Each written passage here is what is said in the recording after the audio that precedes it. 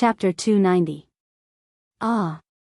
After going through so many hardships, traversing almost endless stairs, overturning a huge amount of water elements, he finally arrived in front of the crown of ice, and was bestowed with the power of ice. Well, if Duque was really born and raised in Azeroth, he might have eagerly put on the crown. Unfortunately, Duque wasn't. At this time, whoever wore it would automatically have the aura of a moron. Not only would it be a trap for himself, but it would also trap others. Oh, a demon from the crack of space and time. I don't know what you are. But if you want to trick me, it's too simple. Duque laughed coldly. That's right. The crown of ice was a magic circuit model, and it was impossible for it to have so many twists and turns. The only explanation was that something had snuck into Karazhan and was lying in ambush in this place with the most arcane energy, waiting for its prey to take the bait. It was very likely that it wasn't its main body, because if it was its main body, it wouldn't be able to hide from Khadgar and Duque's defense and alarm circles. But a trace of a soul was a different story. This was Karazhan, located above the crack in the astral plane. It wouldn't be strange for anything to sneak in. After all, Duque didn't have enough power and time to completely clean up this place. Fortunately, Duque had always been vigilant. In the next instant, the crown of ice suddenly had a master. A lich whose lower body was floating in the air like a few flower petals, and her upper body was covered in chains that kept spinning back and forth. She wore a purple, black and red magic robe, and her skull was in the shape of a skull. She used her claws to wear the crown of ice. For some reason, this evil existence that appeared in Duque's spiritual world was a little familiar. Beside her, a group of warriors with purple eyes, wearing black and purple heavy armor, and a large group of people in purple and black robes, who were neither human nor ghost, all knelt on one knee and placed their left hands on their chest, showing their utmost respect to the current owner of the crown of ice. Mortal, you don't understand the power and terror of the Burning Legion at all. Do you think that temporarily trapping the great commander Sardras will stop the Burning Legion from conquering the world of Azeroth? You're too naive. Nothing can stop the Burning Legion, not even the Creation Titans. Not to mention an ant like you. You have obstructed the Burning Legion time and time again, and you even intend to support the resistance to unite. You are seeking your own death. I am the daughter of Frost, the incarnation of death, the great dead speaker. 7 gigantic ice-blue magic circles spread out with her palm as the center. One was directly behind her, and the other 6 were distributed in a hexagonal pattern. As soon as she finished speaking, the magic array trembled inexplicably. Bang! Countless icicles shot out from the center of the magic array, and pierced through Duque's entire body with ease. Duque was like a chicken wing waiting to be roasted, waiting for the Death Whisper lady to judge his fate. Duke Marcus. Lady Death Whisperer's voice stopped for a moment. How heavy is the sin of stopping the Burning Legion? You should have been roasted by the flames of hell for 10,000 years. But on account that you are young and ignorant. So I'll give you a chance. Submit to me, or your soul will suffer eternal torture. At this moment, Duque, who was supposed to be dying, suddenly raised his head. There was an indescribable straightforwardness on his face, and his eyes flashed. Fool, if I'm really frightened by an illusion of your level in my spiritual world, I might as well drown myself in a bucket of tofu. Impudent. Lady Death Whisper was furious. She summoned an iceberg and threw it at Duque. However, Duque did not even blink. It was as if he was waiting for the iceberg to crush him. He raised his right hand at lightning speed and grabbed the peak of the iceberg. The next second, the iceberg disappeared, and in its place was an ice-colored whip that extended from Lady Deathwhisper's hand to Duque's. I've caught you. Duke's face was filled with joy, as if he had succeeded. With a light tug, he tore the illusion into pieces. The terrifying collapse extended from the whip to Lady Deathwhisper, and even the believers and zealots around her. Ah, no, Lady Deathwhisper let out an earth-shattering scream, and then she and her minions all began to disintegrate. Like a weathered statue, every part of their body, every cell, turned into sand and quickly dissipated into the void. At the same time, a strong fluctuation suddenly came from the void portal on the first level of Karazhan. An ice chain that came from somewhere inside Karazhan suddenly whipped fiercely, pulling out an ice-blue female demon that was 2 people tall from the void portal. Michael, the Einherjar, immediately drew his sword from his waist, raised it high, and shouted, "Enemy attack!" At the same time, Duke's voice came from the Karazhan space. "Khadgar, take care of her." "As you command," Khadgar said politely, which was rare for him. Then there was the tragic story of a group of Einherjars, a Einherjar mage, and a boss named Curator, beating up another boss who didn't bring any minions and relied on them for food. Duke didn't care. He didn't even want to know why Lady Deathwhisper, the boss that should only appear in Ice Crown Fortress in the future, suddenly appeared here. And why Lady Deathwhisper was now just a demon. The things that appeared in the astral plane rift had no logic or science to begin with. If he continued to investigate, he would only become mentally ill. When Duke found that he was connected to the system elf again, the construction of the ice circuit magic model in his body was back on track and under control. Duke looked inside his body through the system. Now, his magic circuits were finally starting to look decent. Each huge circuit had countless thin, thread-like circuits. They were like a bundle of wires tied into a circle, and the countless small circuits formed a huge circuit.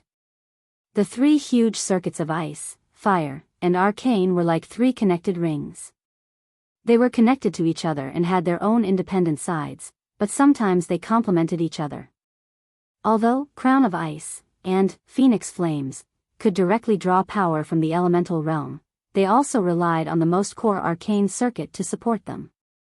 Before practicing Crown of Ice, only the arcane and fire circuits of Duke were relatively strong. If he used too much ice magic, it would lose its strength. Now, it was completely different. Now that there were 3 circuits, it was truly a trident. A surging and indescribable power rose from Duke's chest. This power was different from any power that Duke had encountered before. Not only was it stronger, more refined, and purer, but it was also more independent. Could it be that this was a morning star? Perhaps the arcane circuit that matched Phoenix Flames wasn't perfect, but it could still hold on. The crux of the matter was that it was impossible for an arcana circuit of 150 points to sustain 100 points of fire and 100 points of frost at the same time.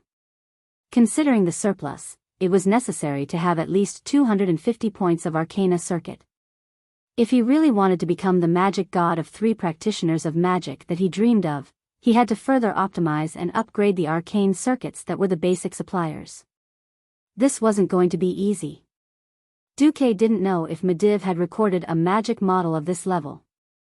He probably had, but where was it? Was it recorded in the legendary artifact, Book of Medivh? F***CK. Medivh didn't mention it when he died. Duke's face turned green on the spot.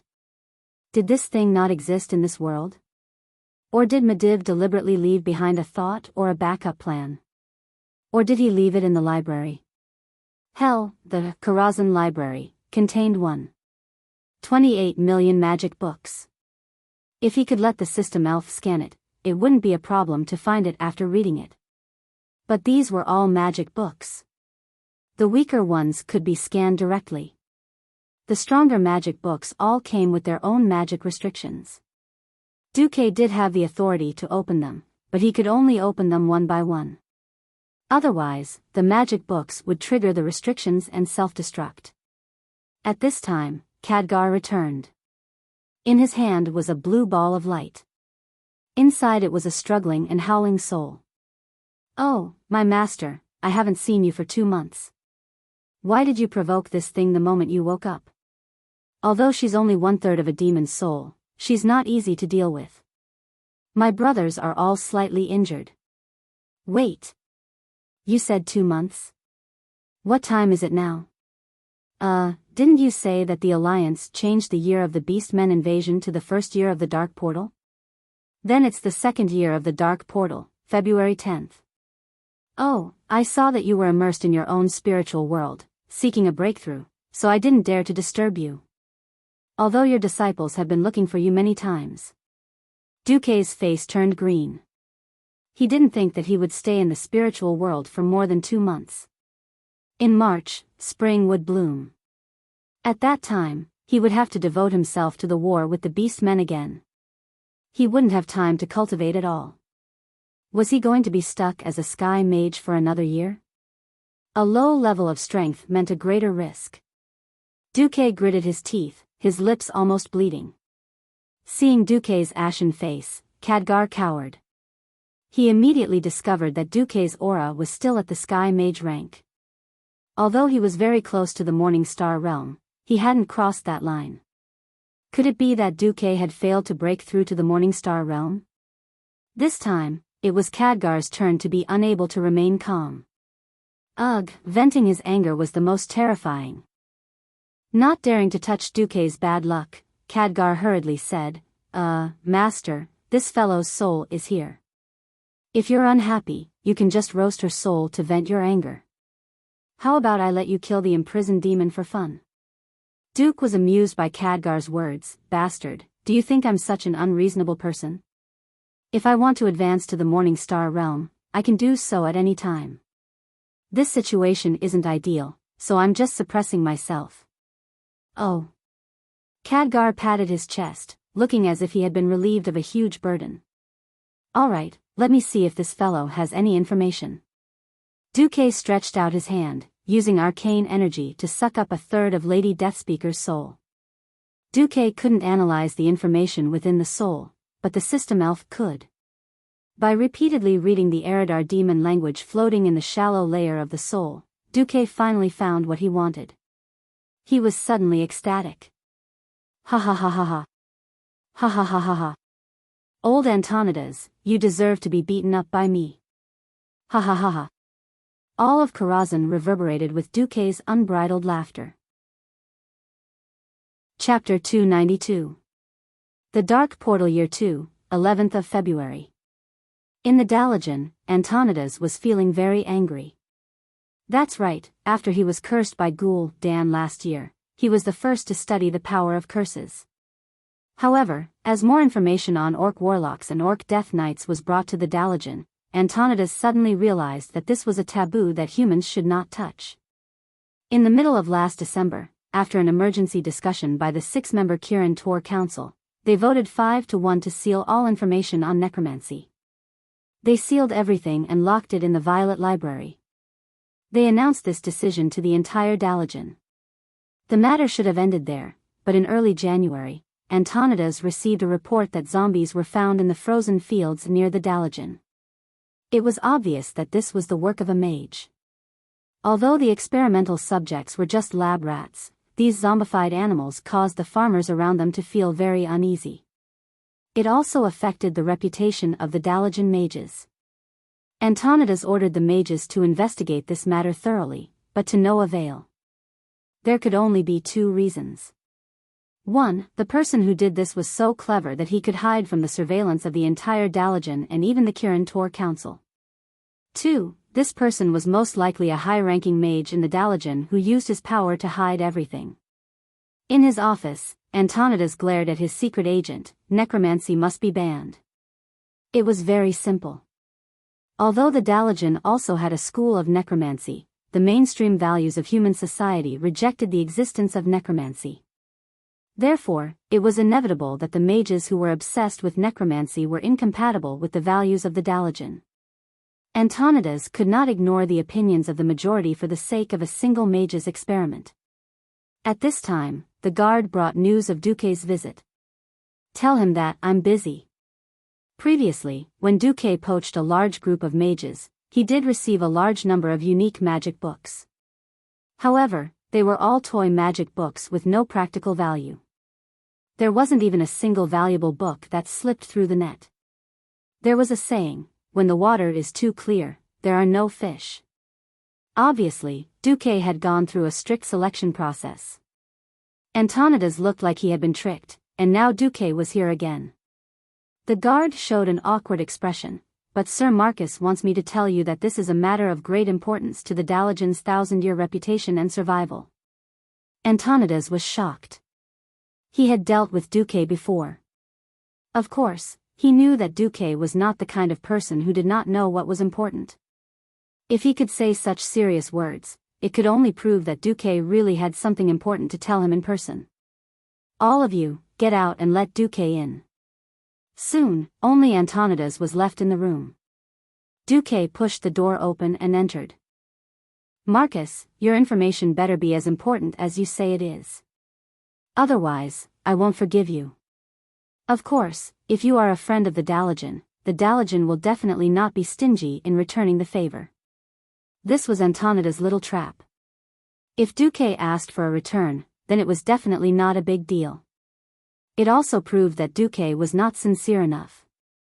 Duque waved his hand. "It doesn't matter what the return is. What matters is what I show you. Look." Duque took out a soul imprisoned in a magic device. After quickly reading the information in the soul, Antonida's face suddenly changed. She didn't mention who it was. "This may also be a false accusation." "No, it just so happens that I know who he is." Duque took a deep breath. "Sorry, in fact, I have a talent, the talent of detect evil. When I first saw Mediv, I found that there was a powerful demon possessing Mediv. At that time, I kept silent because I had no evidence, and even if I said it, no one would believe me." Antonidas was silent for a moment. He knew about the battle between Duque and Mediv. Why was it that so many people could not find out that Mediv was possessed, but Duque found out? This was a mystery that no one had solved. Now, Duque solemnly told him that everything he said was true. This gave Antonidas a bad feeling.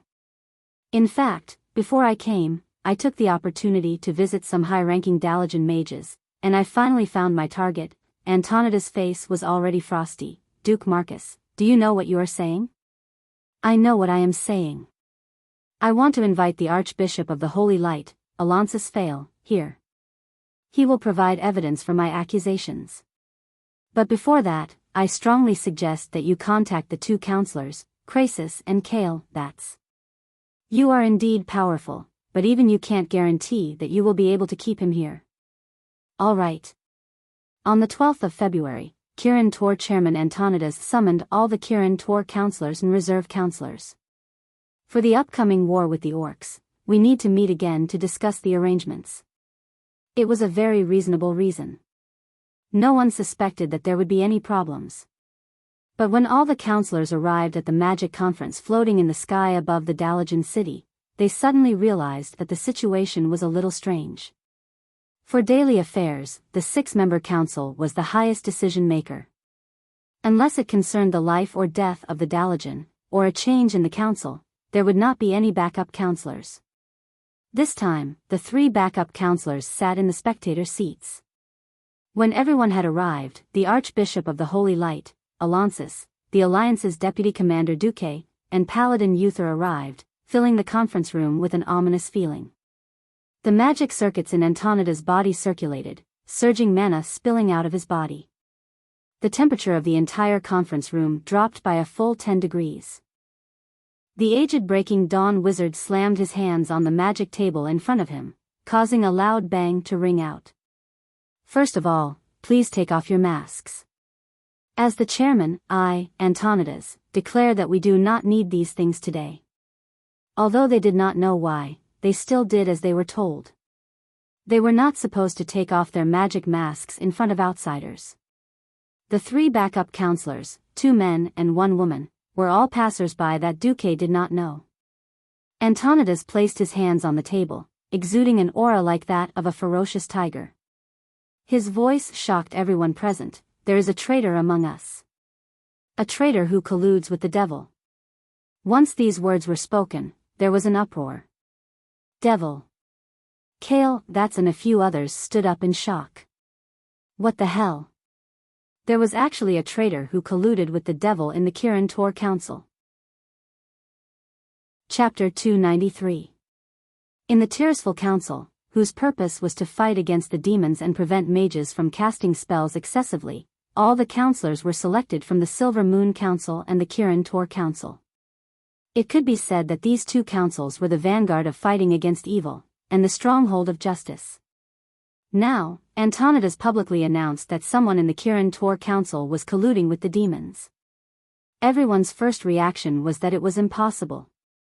The next second, everyone's reaction was, this could really be true. If it wasn't to fight against the demons, why would they invite the Archbishop of Holy Light and the leader of the Paladins?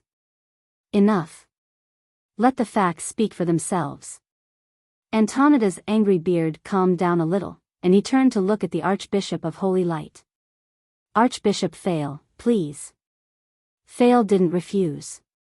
Destroying evil is one of my lifelong wishes. Under Uther's protection, he walked to the center of the council hall and put his hands together.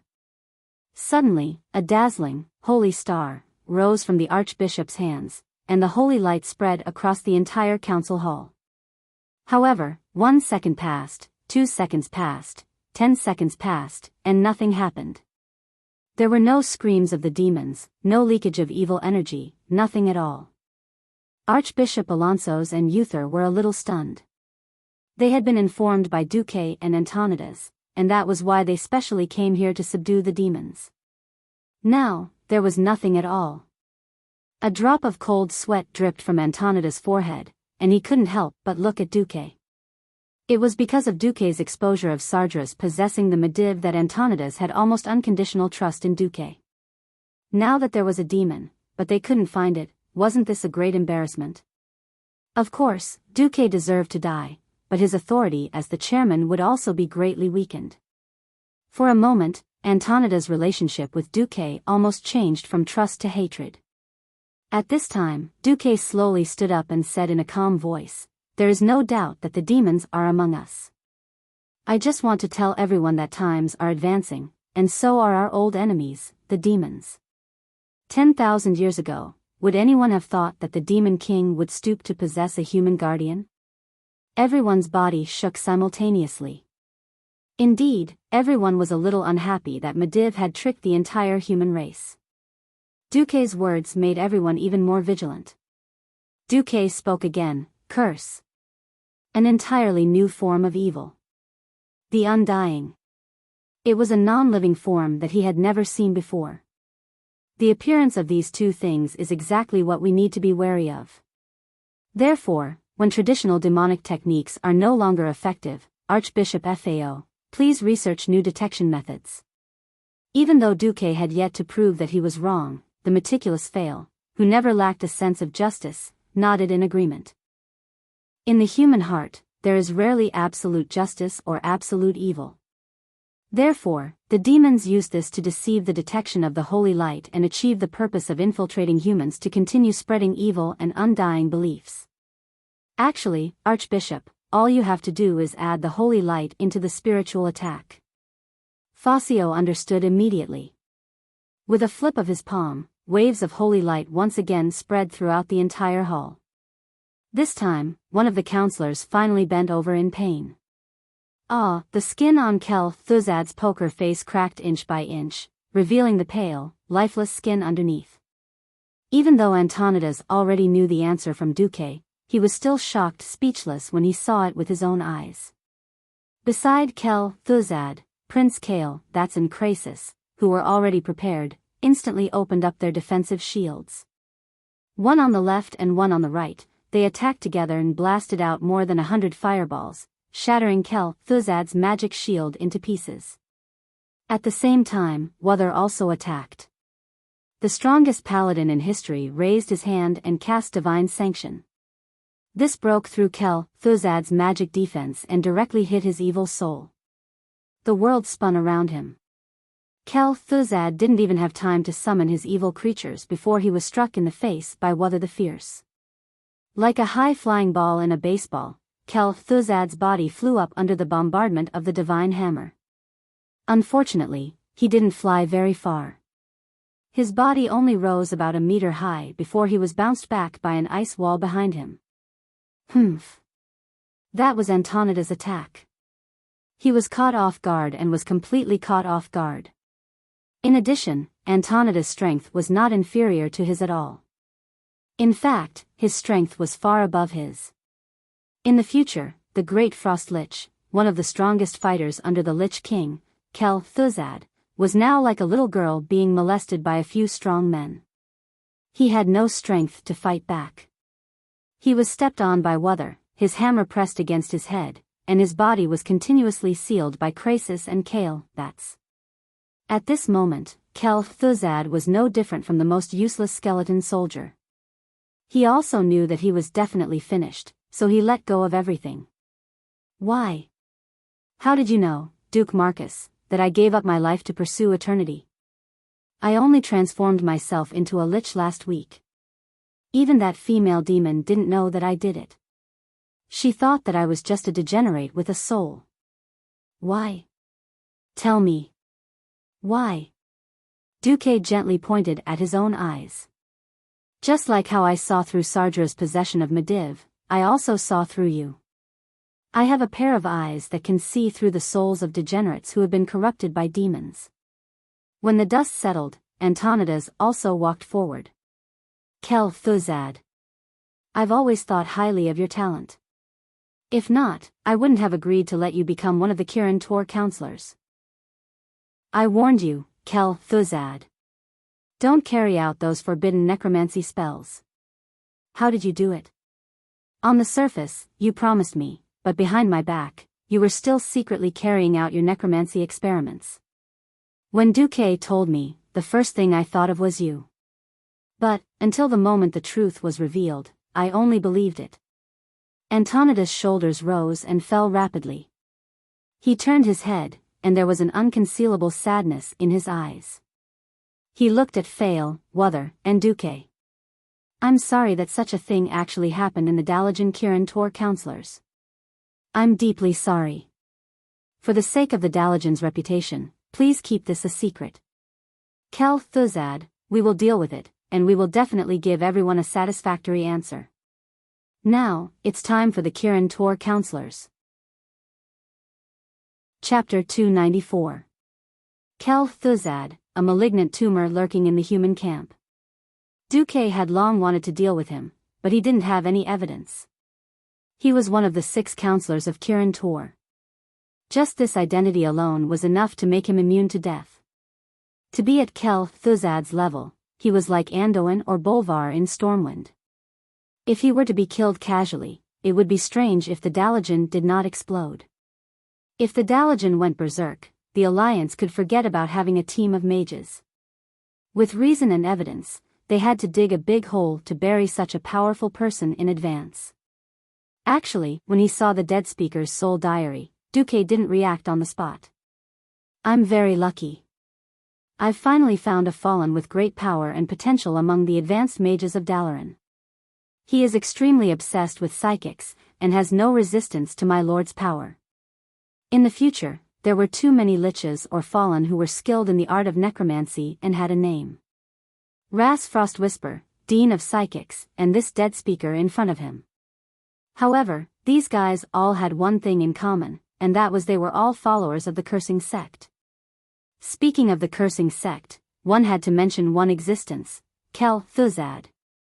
As a veteran player who had led teams to defeat countless times in the game, and finally conquered Kel Thuzad's nest, Naxxramas, Duque definitely knew that the boss of the cursing sect was Kel Thuzad. In history, it wasn't until the end of the Second Beastman War that Kel Thuzad's conflict with his colleagues continued to expand due to their obsession with necromancy. After hearing the Lich King's summons, he sold all his assets and ran to the polar continent's Northrend to lick the Lich King's boots, becoming a powerful lich that made everyone tremble in fear. At that time, he founded the cursing sect. However, the plots of demons were long-term and sinister. As the leader of the Burning Legion, Sargeras could secretly sneak in and hide in Aegwyn's stomach for more than 300 years.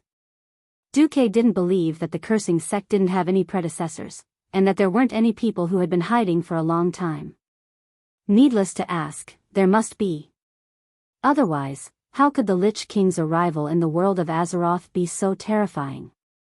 Without so many liches and death knights, how could Arthas control so many brainless ghouls and skeletons? So after seeing Lady Deadspeaker's memories, Duque tried to visit a group of Kirin Tor counselors.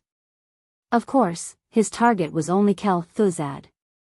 Just like the system notification, Sargeras had possessed Mediv. This time, Duque could clearly see the label of this, President Ku, in the system's vision, Lich. Duque had a hard time holding it in. He almost burst out laughing on the spot. At that time, he was accompanied by the Azure Dragon on the left and the White Tiger on the right. Yes, the two holy knights, Gavin Rad and Windsor. Even if Manager Ku were to fly into a rage on the spot, Duque was not afraid at all. If President Ku wanted to run, Duque wouldn't be able to stop him either. Of course, President Ku wouldn't fly into a rage. It would be ideal for old man Antonidas to deal with him. As for Kel Thuzad, who hadn't been summoned by the Lich King, he seemed to be his obedient pet. In the end, he was a lich, but he pretended to be a human. Naturally, he would be struck by lightning. After a whole day, Antonidas called Duque into his office. Kel Thuzad has been purified. It was supervised by Knight Uther and carried out by Archbishop Fail. After Antonidas finished, Duque nodded. This kind of thing couldn't be deceived. He could ask Uther or Alonso's later. The only problem is that, in the books and legends, liches have phylacteries. We didn't find Kel Thuzad's phylactery. But that's not important. Because of our arrangements, he lost at least 90% of his soul. A lich with such a heavy loss of soul, even if he were to be resurrected in the future, he wouldn't amount to much. At most, he would be trash at the level of a sky mage. Hearing this, Duque finally let out a sigh of relief. That was Chief Ku. He was despicable, shameless, and lowly. He did all sorts of dirty things. If he was still the original Chief Ku, Duque would really have to worry about the people around him. Since Chief Ku was destined to become trash, Duque didn't mind teaching him how to be a human. Antonidas pinched his white eyebrows. Alright, the principle of a mage is equivalent exchange. Even though I don't like your style, you have made outstanding contributions to the Dalajan. The Dalajan will not mistreat you. How could I accept that? Duque said hypocritically. Alright, thank you, Deputy Commander Duke Marcus. Thank you for your outstanding contributions to the Alliance. You can go now. Even though he knew that Antonidas was joking, Duque still released a fierce gaze that was comparable to death gaze. How dare you? That was what Duque's gaze said. Why don't you come to Kirin Tor and be one of the 6 counselors? There's an empty spot. Duque rolled his eyes. I'm not going to your place to suffer. Antonidas was amused. He had an expression that said, little guy, I've seen through you. Alright, I also guessed that you want my arcane circuit model. Duque corrected him. To be precise, I want an enhanced arcane circuit that can support Crown of Ice, and another fire magic circuit of the same level. As soon as Duque finished speaking, Antonidas' eyelids twitched. You have a big appetite. If it wasn't for the fact that Antonidas thought that he owed Duque a huge favor, he would have flipped the table on the spot. He wouldn't have known that Kel Thuzad had never thought of directly causing trouble in the Dalajan. In the end, the Kirin Tor speaker pinched his nose and admitted it. Alright, it's the Phoenix Flame, of the Sunstrider family, right? I've also done some research on their circuits. It's not impossible for me to give you the arcane circuit that I've researched. First, I have to tell you that this is an unverified magic circuit model. I'm not responsible for what happens in the future. Duque nodded. Alright. Secondly, from Morning Star onwards, every time the Crown of Ice circuit is upgraded, you need a special sacrifice to strengthen your circuit. This is something that cannot be obtained through training. I used the soul of a Yeti King to upgrade to Radiant Moon, and to upgrade to Sunrise, I used the soul of a Blue Dragon King. At this point, Antonidas returned the death gaze. Yes, it was the kind of death gaze that would kill you if you dared to say it out loud. Chapter 295. After all, the blue dragons were on the verge of extinction, and if the blue dragon king found out, Antonidas would definitely be in huge trouble. Duque nodded seriously before he continued. It's not impossible for you to fuse Phoenix Flames and Crown of Ice, these two top-level circuits, but it means that you're taking a path that's 100 times more difficult than mine. Not only do you need the 4 types of souls, ice and fire, but you also need to strengthen your arcane circuit, which means that you need 6 rare souls to ascend to Breaking Dawn. Duque curled his lips and didn't say anything. He was still holding the tip of an artifact magic staff, Atish, the legendary staff of the Guardian, in his hand. If he was still that black in this life, he would have to collect 41 fragments of the artifact magic staff.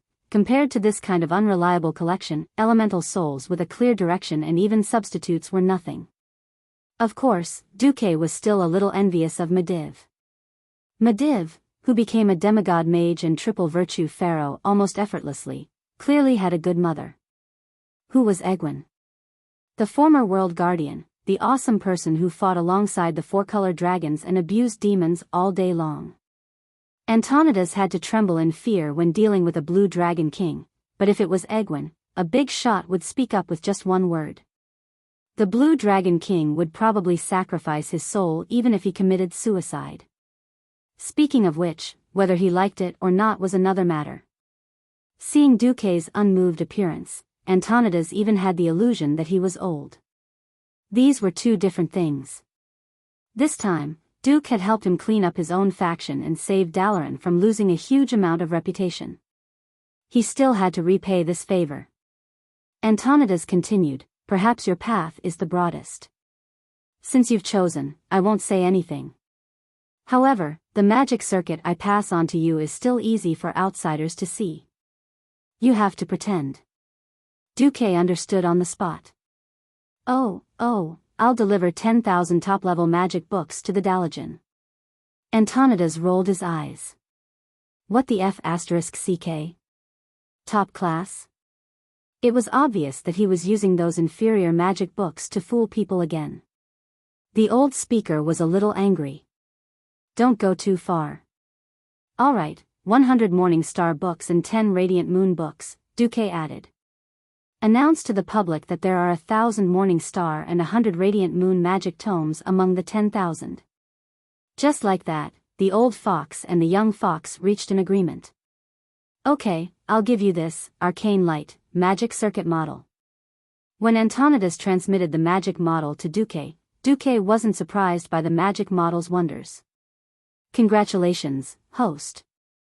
Antonidas is willing to give you the top-notch arcane magic circuit, Arcane Throne, with a completion rate of 82%. Recalling that his other circuit was called the Crown of Ice, Duque suddenly felt a headache coming on. He finally understood why Antonidas was so stubborn in his old age.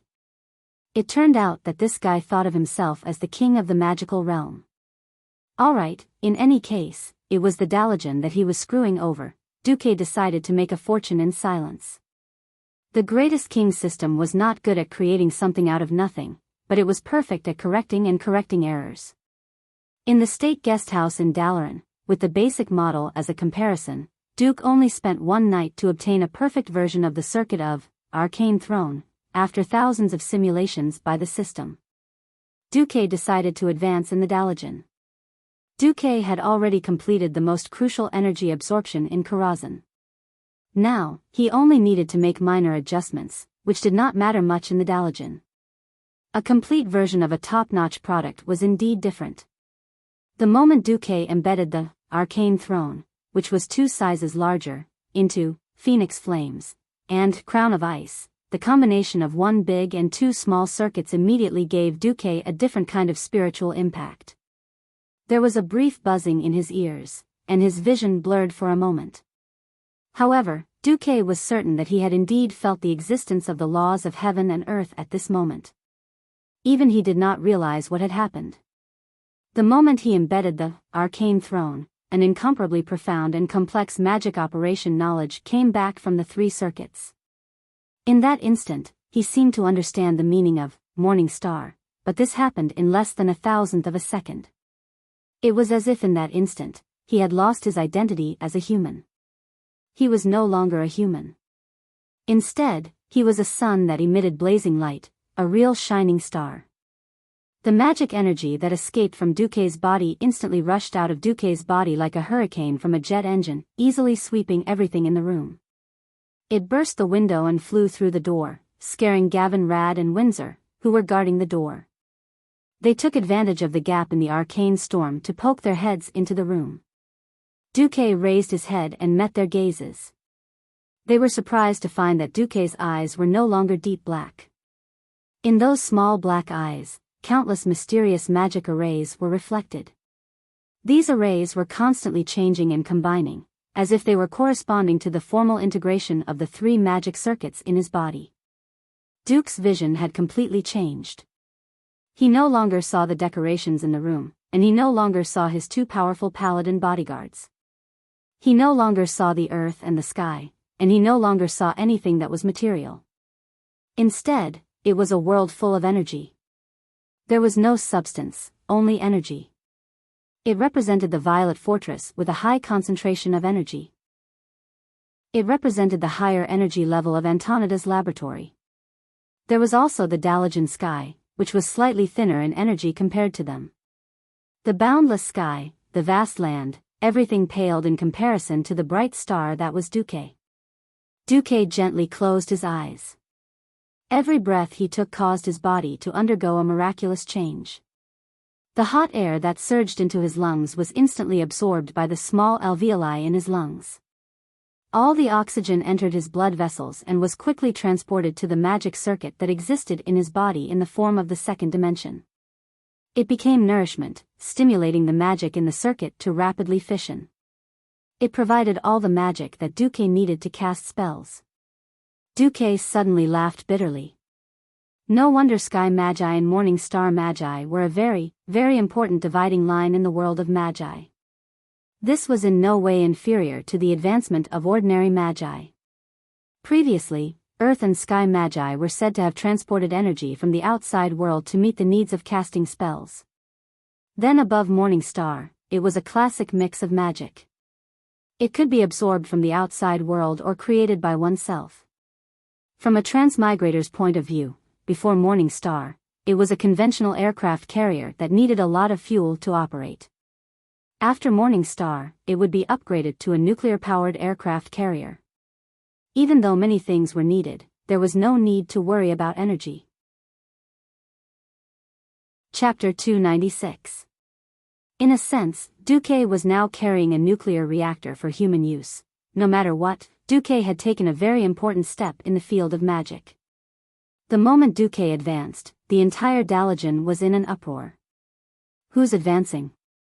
This mana is ridiculous. Which Morning Star Master has finally stepped onto the path of Radiant Moon? The cries of the acolytes and low-ranked wizards were unreliable.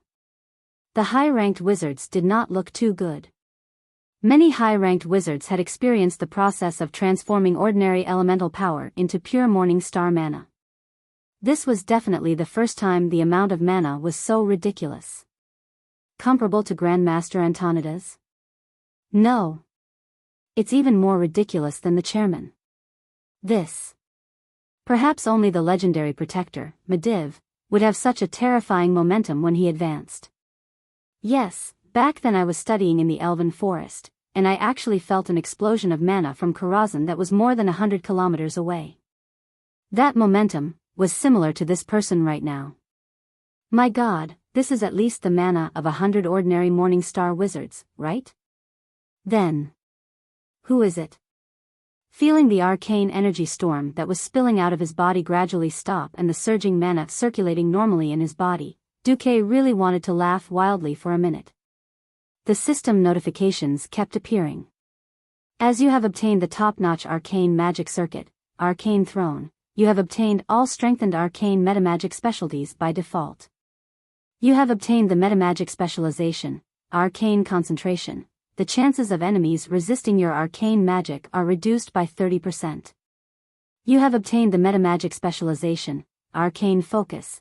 When you cast any spell, there is a 33% chance that you will enter a spell-saving state. In this state, the mana consumption of your next damaging spell will be reduced by 100%. You have obtained the top-notch metamagic specialization, Arcane Energy Storm. After activation, your spell damage will be increased by 100% and your mana consumption will be increased by 50%. Lasts for 30 seconds. After each use, you have to wait for 5 minutes for your arcane magic circuit to calm down, or else there is a possibility of the circuit collapsing. As you have obtained the top-level Frost Magic Circuit, Crown of Ice, you have obtained all enhanced Frost metamagic abilities by default. You have obtained the metamagic ability, Rapid Cooldown.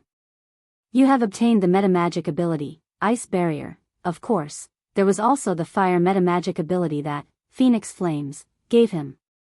The metamagic specialties of all three schools almost dazzled Duque. Now that Medivh had passed away and Khadgar had become a ghost, Duque could say without any exaggeration that he was the only high-ranked triple cultivator pharaoh in the world. With a thought, 3 magic orbs of each element appeared behind Duque. There were 3 magic orbs of each element. A crimson ball of fire, a pure white ball of ice, and a purplish-blue ball of arcane magic. All 3 types of balls were moving in a triangular pattern on Duque's back. There were exactly 9 balls occupying a 360-degree position around Duque, and each ball was 40 degrees. Outside the state guesthouse, all 5 members of the Kirin Tor Council had arrived, including Archbishop Fail and Uther. Everyone applauded in unison. Congratulations, Duque. Antonida's smile was a little forced. You really are a genius. Krasis congratulated him sincerely. Congratulations, but... Duque, are you really not targeting me? Kale, that's smile was a little strange because there were 3 yellow-green arcane flames circling above his head. This was already Kale, that's trademark. Now that Kale, that's had 3 and Duque had 9, it was a little embarrassing no matter how one looked at it. No, Kale, you should be my master in this aspect. I found that you can better train your ability to manipulate the elements by doing this. So please don't be offended, I couldn't help but learn it. In the future, I'll tell everyone I meet that I learned from you, okay? Duque very sincerely used the special skill, hypocrisy, to cover up his actions that were purely pretentious. All of a sudden, even Kale, was moved. No, I'm too ashamed to say that. Speaking of which, I'm a little biased. Kale, frowned, and in the next moment, 3 arcane energy balls appeared behind him. However, these 3 energy balls looked weaker than his fire elemental balls. Duque blinked. Kale, seemed a little embarrassed. I'm sorry, it seems that I've neglected the cultivation of the arcane. The training of the arcane circuit can indeed make my flame circuit stronger. You've woken me up. At this moment, Jaina arrived. Congratulations. Brother Duque. Jaina's words were very sweet. Thank you. Duque smiled slightly. No matter where one was, a beautiful woman was always a beautiful scenery. This time, the moment she saw the 9 energy balls behind Duque, Jaina could no longer look away. Because she saw an existence that broke her common sense and saw an even more powerful possibility. For some reason, looking at Duque, who had successfully cultivated 3 paths of cultivation, she felt her heart palpitate. It was not that she had fallen in love with Duque, but that she had fallen in love with the power of the 3 paths of cultivation. However, Jaina kept this desire in the bottom of her heart, because she knew very well that it was not easy to obtain the magic circuit model of these 3 paths of cultivation. Getting the details of the fine-tuning circuit was a secret of all mages. Originally, in her imagination, Antonida's was already the strongest in her heart, and the only ultimate existence that was qualified for her to become his disciple. Now, her thoughts were a little shaken. Antonida's walked over and patted Duque's shoulder. In any case, congratulations, Duque. You can now proudly hold the title of master. However, because of your advancement, you neglected the mages you took with you. If they come to apply for contract arbitration, I won't help you. What he meant was, kid, have you reaped enough benefits? If you've reaped enough benefits, get lost. Don't be an eyesore here.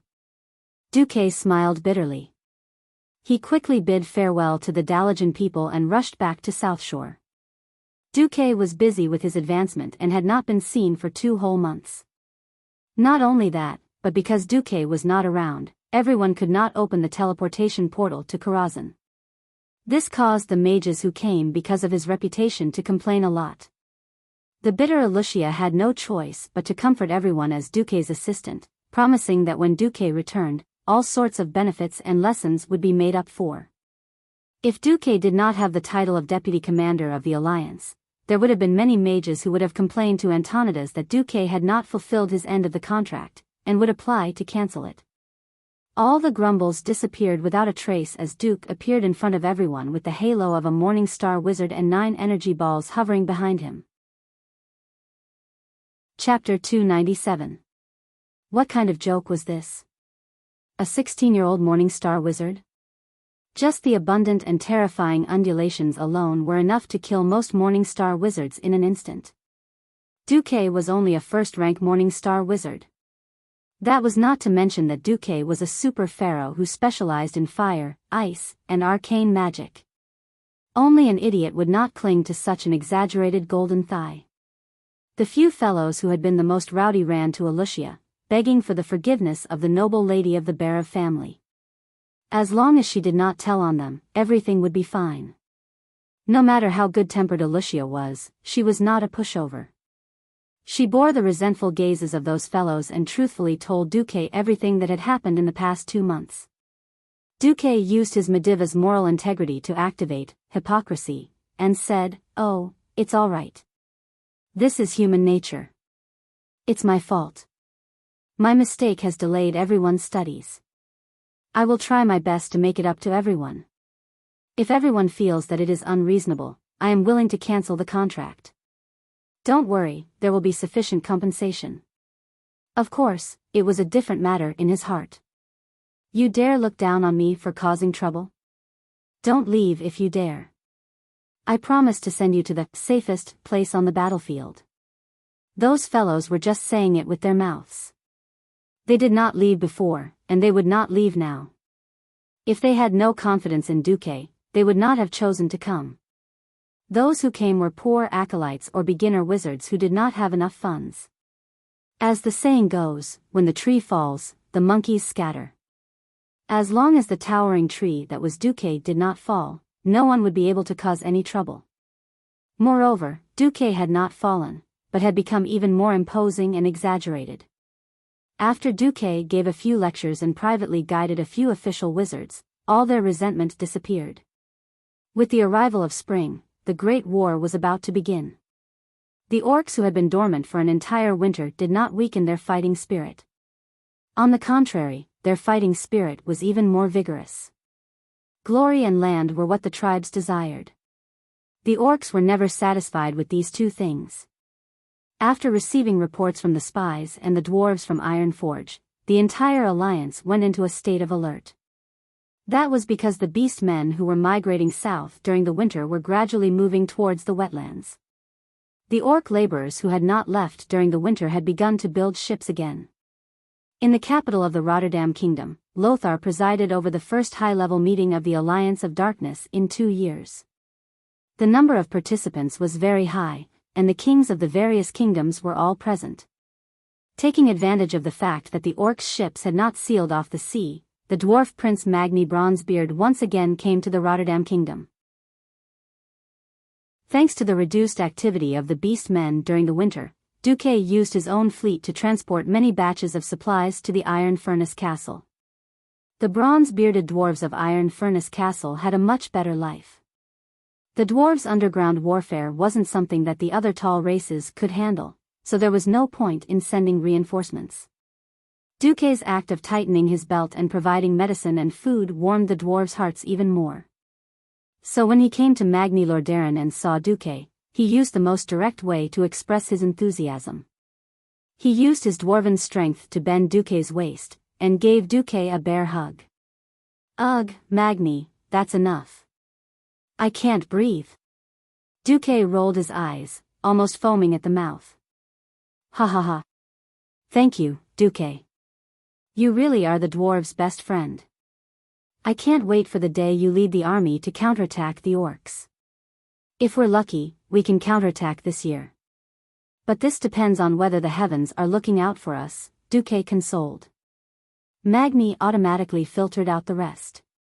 Alright, I'll tell them to hold on for another half a year. What the hell I said is, Magni blinked and showed a cunning side. My people are in the most difficult situation. They need hope. If that doesn't work, you can send a few thousand soldiers to Iron Furnace Castle next winter. They'll still be there. What the F***, this works. You're really a dwarf. Are you sure you're not a goblin in dwarf skin? Duque wanted to roll his eyes this time. In return for the Alliance's support for Iron Furnace Castle, Magni and Duque's fleet brought a large batch of long warhammers and axes forged by the dwarves in winter. There was no choice. Dwarves just didn't like to use swords. Rather than having dwarven craftsmen forge long swords, it was better to make what they were best at. Dwarven two-handed warhammers and axes were one-handed versions for humans anyway. If they were made longer and slightly balanced, they would be the best weapons in the human world. That was a total of 30,000 dwarven weapons. All the kings were jealous of the dwarves' man-made weapons, but Magni was stubborn and didn't buy it. The food and medicine were split evenly between Duque, so he only gave it to Duque. Duque had the final say on how it was divided. Duque was also very generous, he would not take it all for himself. After wrangling with the other kings, regardless of the country's strength, the principle was that whoever contributed the most troops, money, and manpower would get the biggest share. Naturally, King Tarinas received the biggest piece of cake. Magrani and General Abendis's Blood Cross Army's elite team had all changed their equipment, and everyone else was envious of them. After the rare benefit, the military conference hall became like a market again because of the orcs' movements. We must also build a line of defense on the South Stream coast. We want your cement, a lot of it. King Xian roared. After the defense line at Hillsbrad Hills was built like an iron bucket by Duque, the most excited person was King Xian of Gilnis. In theory, if the horde didn't attack South Shore, the closest place to land was the South Stream coast on the southwest side of the northern continent, which was in front of Gilnis. He emphasized this more than 10 times in an hour. In the harsh winter, it was impossible for the craftsmen to work when the sky was full of snow. After spring, to build a line of defense in the shortest time possible, cement was a must. Don't worry, Xian. If a horde without warships dares to go that far to Gilnis, Kurtira's fleet will bleed them dry, King Delin comforted him. For the sake of the holy light, can't you be a little nervous? If those crazy green-skinned creatures can make two-headed ogres and move undead knights, why can't they make warships or flying demon legions? Xian was too excited. His thick red neck looked like 2 dicks had been inserted into it. Chapter 298. Lothar couldn't help but roll his eyes as he watched the kings turn the splendid meeting hall into a noisy market. No one could maintain their gentlemanly demeanor in the face of such a major event. Lothar had to appease Xian. Don't worry, the horde can't fly. Even if they can, it's impossible for hundreds of thousands of them to fly over and land in your capital. If that's the case, we'll all cut our throats with our swords. When Lothar said this, Duque frowned. He suddenly realized a serious problem that he had neglected for a long time. The Alliance did not have a decent air force at all. This was not a simple problem. Duque knew very well where the Griffins were. They were at the Eagle's Nest Mountain in the hinterlands. The problem was that it belonged to the Wildhammer dwarves, who were absolutely neutral. In his previous life, without the horde, the dwarves who were harder than stones didn't even care about their compatriots, the Bronzebeard dwarves, let alone the humans. This was also the result of the Battle of the Three Hammers, between the Bronzebeard, Wildhammer, and Ebon dwarves in the Iron Furnace Castle. Thinking of this, Duque's temples twitched painfully. There was no substantial progress in the military meeting. The biggest resolution was to strengthen the Shadowfang castle on the east side of the South Stream coast. This fortress belonged to Master Gilnas, Aragol, and was a very good defensive core. As for the plan to strengthen the entire North and South Stream coast, it was stalled due to a lack of cement and funds. King Xian almost hated Duque for this, muttering that Duque had used up all the cement in order to strengthen the defense line in the Hillsbrad Hills. Lothar patted Duque's shoulder and said, "Don't mind him." Duque could only smile bitterly. Perhaps this was the sorrow of the week. It was not Duque himself, but the current alliance. Even though Duque had killed more than 200,000 Horde soldiers twice, the Horde was still the stronger side in terms of military strength, both in terms of quantity and quality. Perhaps the gap in quality was narrowing, but the disadvantage in quantity would take at least 2 more wars to close. Until then, the alliance would be the passive side. This was a situation that was almost paradoxical. If he wanted more forces to join the alliance, he would have to let the Horde tribes into the northern continent. If they did that, they would waste the current defensive line. If they maintained the front lines and allowed the Horde to rest and recuperate in the southern continent, the Iron Furnace Fort would fall one day. When that time came, the North and South would face off, and it would be a 100-year war. Duque had a headache. After the inconclusive military meeting, Duque returned to South Shore. Then, he found 4 long white legs hanging down from the roof of his house. It wasn't the first time Duque had seen long legs hanging down from that position, but why were there 4? Could it be that if he planted a pair of legs in winter, he would be able to harvest 2 pairs in spring? Pooh pooh pooh. What kind of damned setting was this? Whoosh. Storm warning. Storm warning. In 10 seconds, there will be an updraft, and a lot of clothes may be blown away. Duque pinched his nose and imitated the clumsiest mechanical voice. Illyria, on the other hand, was the most thin-skinned of them all. She did a beautiful pigeon flip and jumped down. Queen Sylvie, on the other hand, giggled and swung her white legs without a care in the world. Hee hee, sis, don't believe him. If he really dares to do that, we'll just shoot down all his magic energy balls like apples. Duque rubbed his forehead. The competitive Queen Sylvie might really do that. Alright, I think I know why the boring Windrunner ladies are here. Duque withdrew his gaze. Pfft, we've been moldy here for an entire winter for the alliance.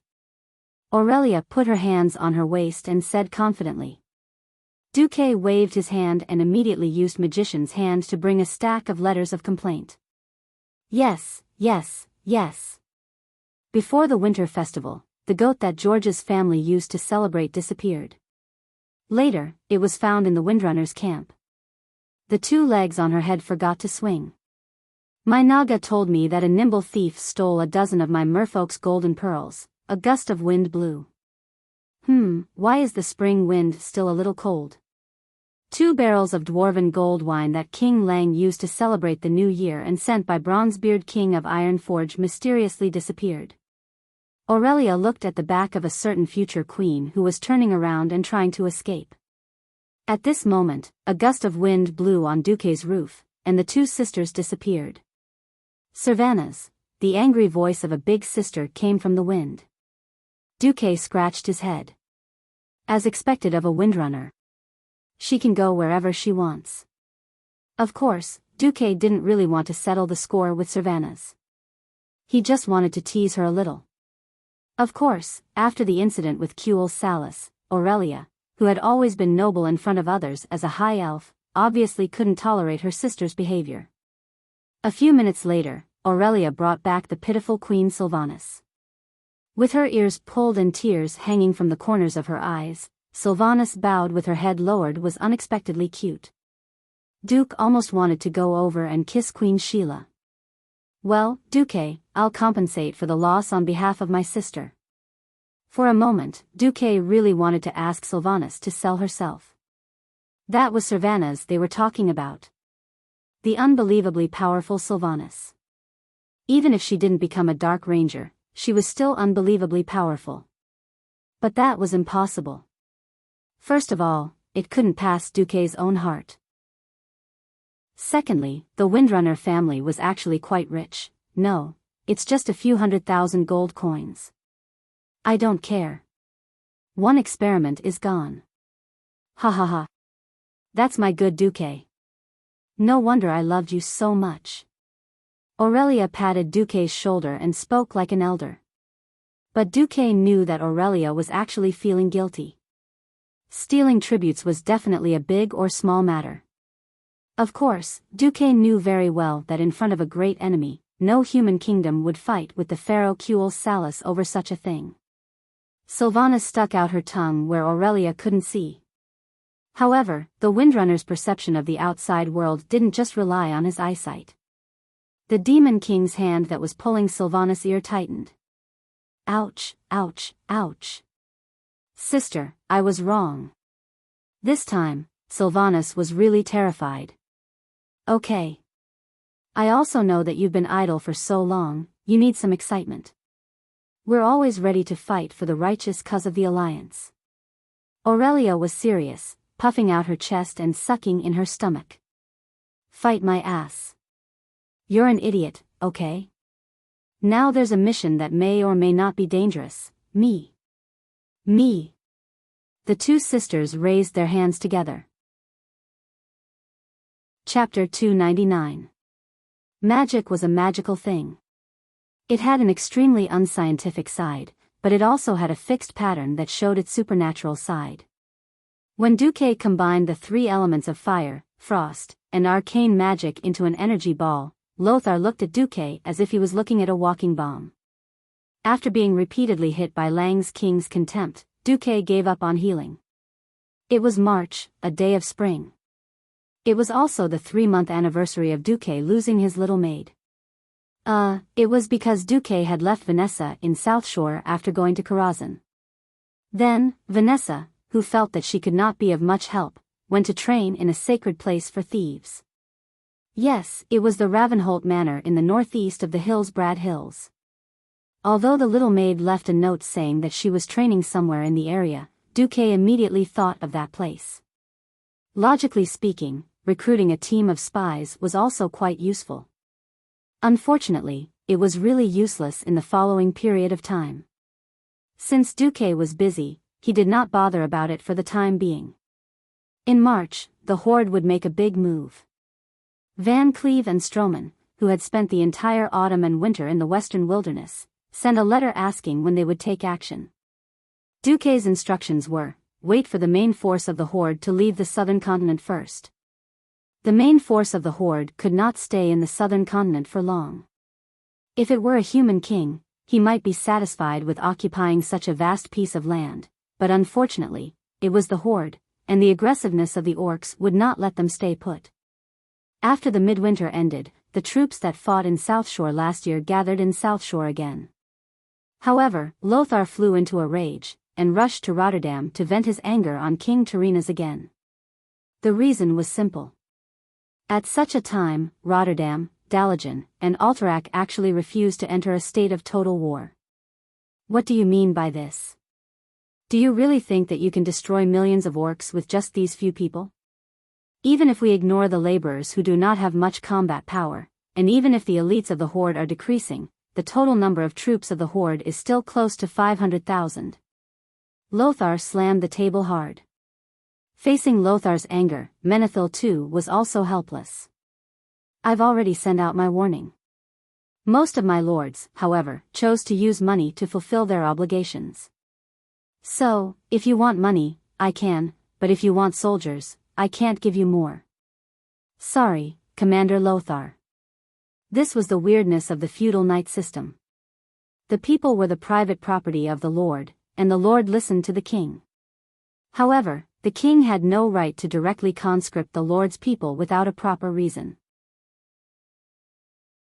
The tradition left behind by the Arathor Empire was that, unless it was a formal invasion with the goal of occupying land, or if one's own territory was under attack, each lord had the right to choose to respond to the king's summons with money and resources. If Tyrrhenus used too many soldiers from his territories, it would cause a chain reaction where the ruler was weak and his subordinates were strong. Lothar was so angry that he turned to Antonidas. The Dalagen's president also had a bitter expression on his face. Something has happened to the Dalagen. A bunch of blind, neutral mages who don't understand the general trend of the world are protesting against the Dalagen's excessive involvement in the war. They think that as long as the Dalagen is fine, they can stay out of it. Then, while one of our counselors is in trouble, they directly held a protest and asked for a new election and a series of reforms. Lothar was so angry that he almost pulled out his hair. Finally, he looked at King Eden of Alterac. Alterac is a small country. Conscripting one more infantry is already the limit. If we continue to conscript, we won't even need the orcs to attack. Half of our people will starve to death in winter. Yes, that's why a certain deputy commander bought food from our Barav family.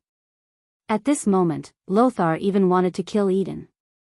Using the excuse that the country was weak and that the food had been given to the Stormwind citizens, he directly shirked his responsibility. In the end, these three families saw that Stormguard was at the Sodder Bridge on the eastern front. The Stormwind refugees were defending South Shore on the central front, and Kurtira's navy was protecting the western front. This group of short-sighted nobles and mages thought that if someone were to die, it would be the foreigners who died. It was none of their business. At this moment, the evil side of human nature was completely exposed. Lothar was almost out of his mind. His roar almost echoed throughout the entire Lordaeron palace. Tell those damned nobles and idiot mages who think they are very safe. Now, the Horde's military strength is 3 times that of the Alliance. The orcs' individual combat ability is also 3 times that of humans. Once our coastal defense is broken, then every human will pay the price in blood for your refusal to enter a state of total war. Money. Money. Money. What's the use of money? You're talking about money when you've lost your head. Eden muttered, if the defense line is broken, then someone must have not done their best. King Delin spat on the ground. Bah, since Stormwind was besieged last year, the entire shipyard of Kurtiras has been building ships in 3 shifts 24 hours a day. I've used up every gold in the treasury to build more shipyards and train every fisherman of Kurtiras into sailors. Now, I can't wait for the orcs to take 100 goblin airships and descend into your Alterac palace, holding a human barbecue party in your palace courtyard. With that, Delin kicked open the meeting hall's door and left without looking back, leaving Eden roaring in exasperation with a face as red as a pig's liver. On this day, the kings of Stormwind and the other 3 countries, who had already entered a state of total war, parted on bad terms with the leaders of the 3 countries who were only willing to enter a state of partial war. If not for the incident on the 15th of March, this might have been a precursor to the split of the alliance. On this day, the 3rd Fleet of Kurtiras patrolled the waters opposite the Paladin Gulf. The lookouts suddenly saw something unusual. On the horizon, countless blood-red sails suddenly appeared. The lookouts sounded the alarm. Dang dang dang. The shrill alarm alarmed the entire fleet. What the hell? Why are the Bloodsail pirates here? The commander of the 3rd Fleet, Major General Akent, cursed angrily. However, something else he saw through the telescope made him shudder. Ships. More than a dozen huge warships. They were definitely battleship-class ships, but they had a completely different shape from human ships. Apart from the sails, the entire ship had no sense of beauty. It was like a pile of garbage floating on the sea, piled up by countless messy wooden products. However, the cannons on the warships clearly told the Major General that they were all F*King warships. And they were orc warships. Commander. Please give your orders. The first mate shouted anxiously. The other ships also sent flags of inquiry. Who has the navy of Kurtiras ever been afraid of on the sea? Raise the battle flag. Attack. A day later, the entire alliance learned of the destruction of the 3rd Fleet of Kurtiras. All the countries were shocked. Chapter 300.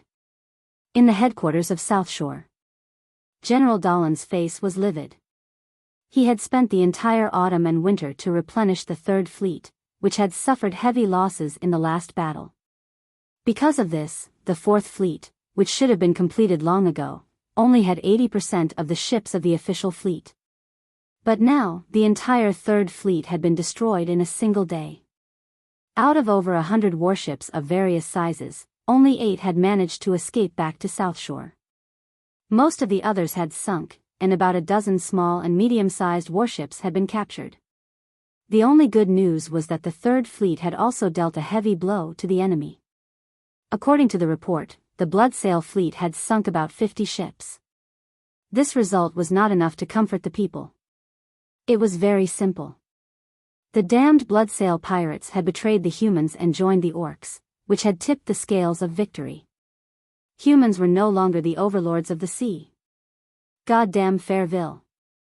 Dallin smashed a solid wooden table into pieces with a punch. Duque, Andoin, and Lang were all silent. Duque felt a little guilty. Back then, it was a certain someone who provoked the Bloodsail pirates. Duke killed him and captured him, which was how the Stormwind Kingdom's fleet came to be. Duque cursed in his heart.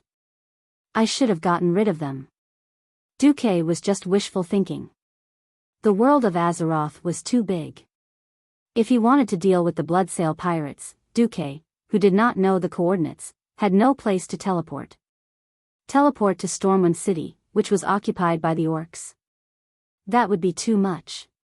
Even if he rode a griffin, Duque had to spend more than a week crossing the entire continent to Stranglethorn Vale, which was the southernmost part of the continent. Then, he had to rely on his unreliable memory in the game to find the Bloodsail pirates' nest. Then, without any help, he had to subdue the remaining 3 fleets of the Bloodsail pirates and make them abandon their nest and head north. Just thinking about it made Duque's head hurt. But now, the Bloodsail pirates had come themselves. If it was just them, Duque would not even have a breather. The problem was that they were mixed up with the tribe. That would be troublesome. Noxus asked, how many fleets do the Bloodsail pirates have? 3, but their combined strength is roughly equal to 2 of Kul Tira's fleets, Duque muttered. No, I know Fairville. That guy never puts all the stakes on anything. Therefore, he would only bring 2 fleets at most. The problem is the tribe's new battleship. Dai Lin recovered from his anger. Turayan murmured, even if our navy can still suppress the Horde's fleet, but Lothar's face was pale. But we won't be able to stop the transport ships. That was the main point. The Horde did not need to have complete control over the sea. All they needed to do was cross the damned sea and they would be able to display their unparalleled land superiority. A chief brought up the Death Knights and the traitors of the Bloodsail pirates, causing Orgrim's eyelids to twitch. In that instant, Orgrim had the urge to smash that guy's head with his hammer. Of course, the defeat at South Shore was partly a test, but wasn't it because the former great chief, Black Hand, was too prodigal? If he had enough elite soldiers, Orgrim wouldn't have accepted the Death Knights. Orgrim was extremely annoyed. All right. All chiefs who are willing to attack South Shore, please step forward. The orcs' new fleet will open the way for you. In an instant, dozens of chiefs from small and medium clans stepped forward. Their numbers were so many that Orgrim almost went crazy. At this moment, the chief of the Dragonmaw clan, Zuluhid, gave Orgrim a look. When Orgrim turned to look at Grom Hellhowl, Master Howl gave him a nod of approval. All right. As you wish. Here's our plan this time.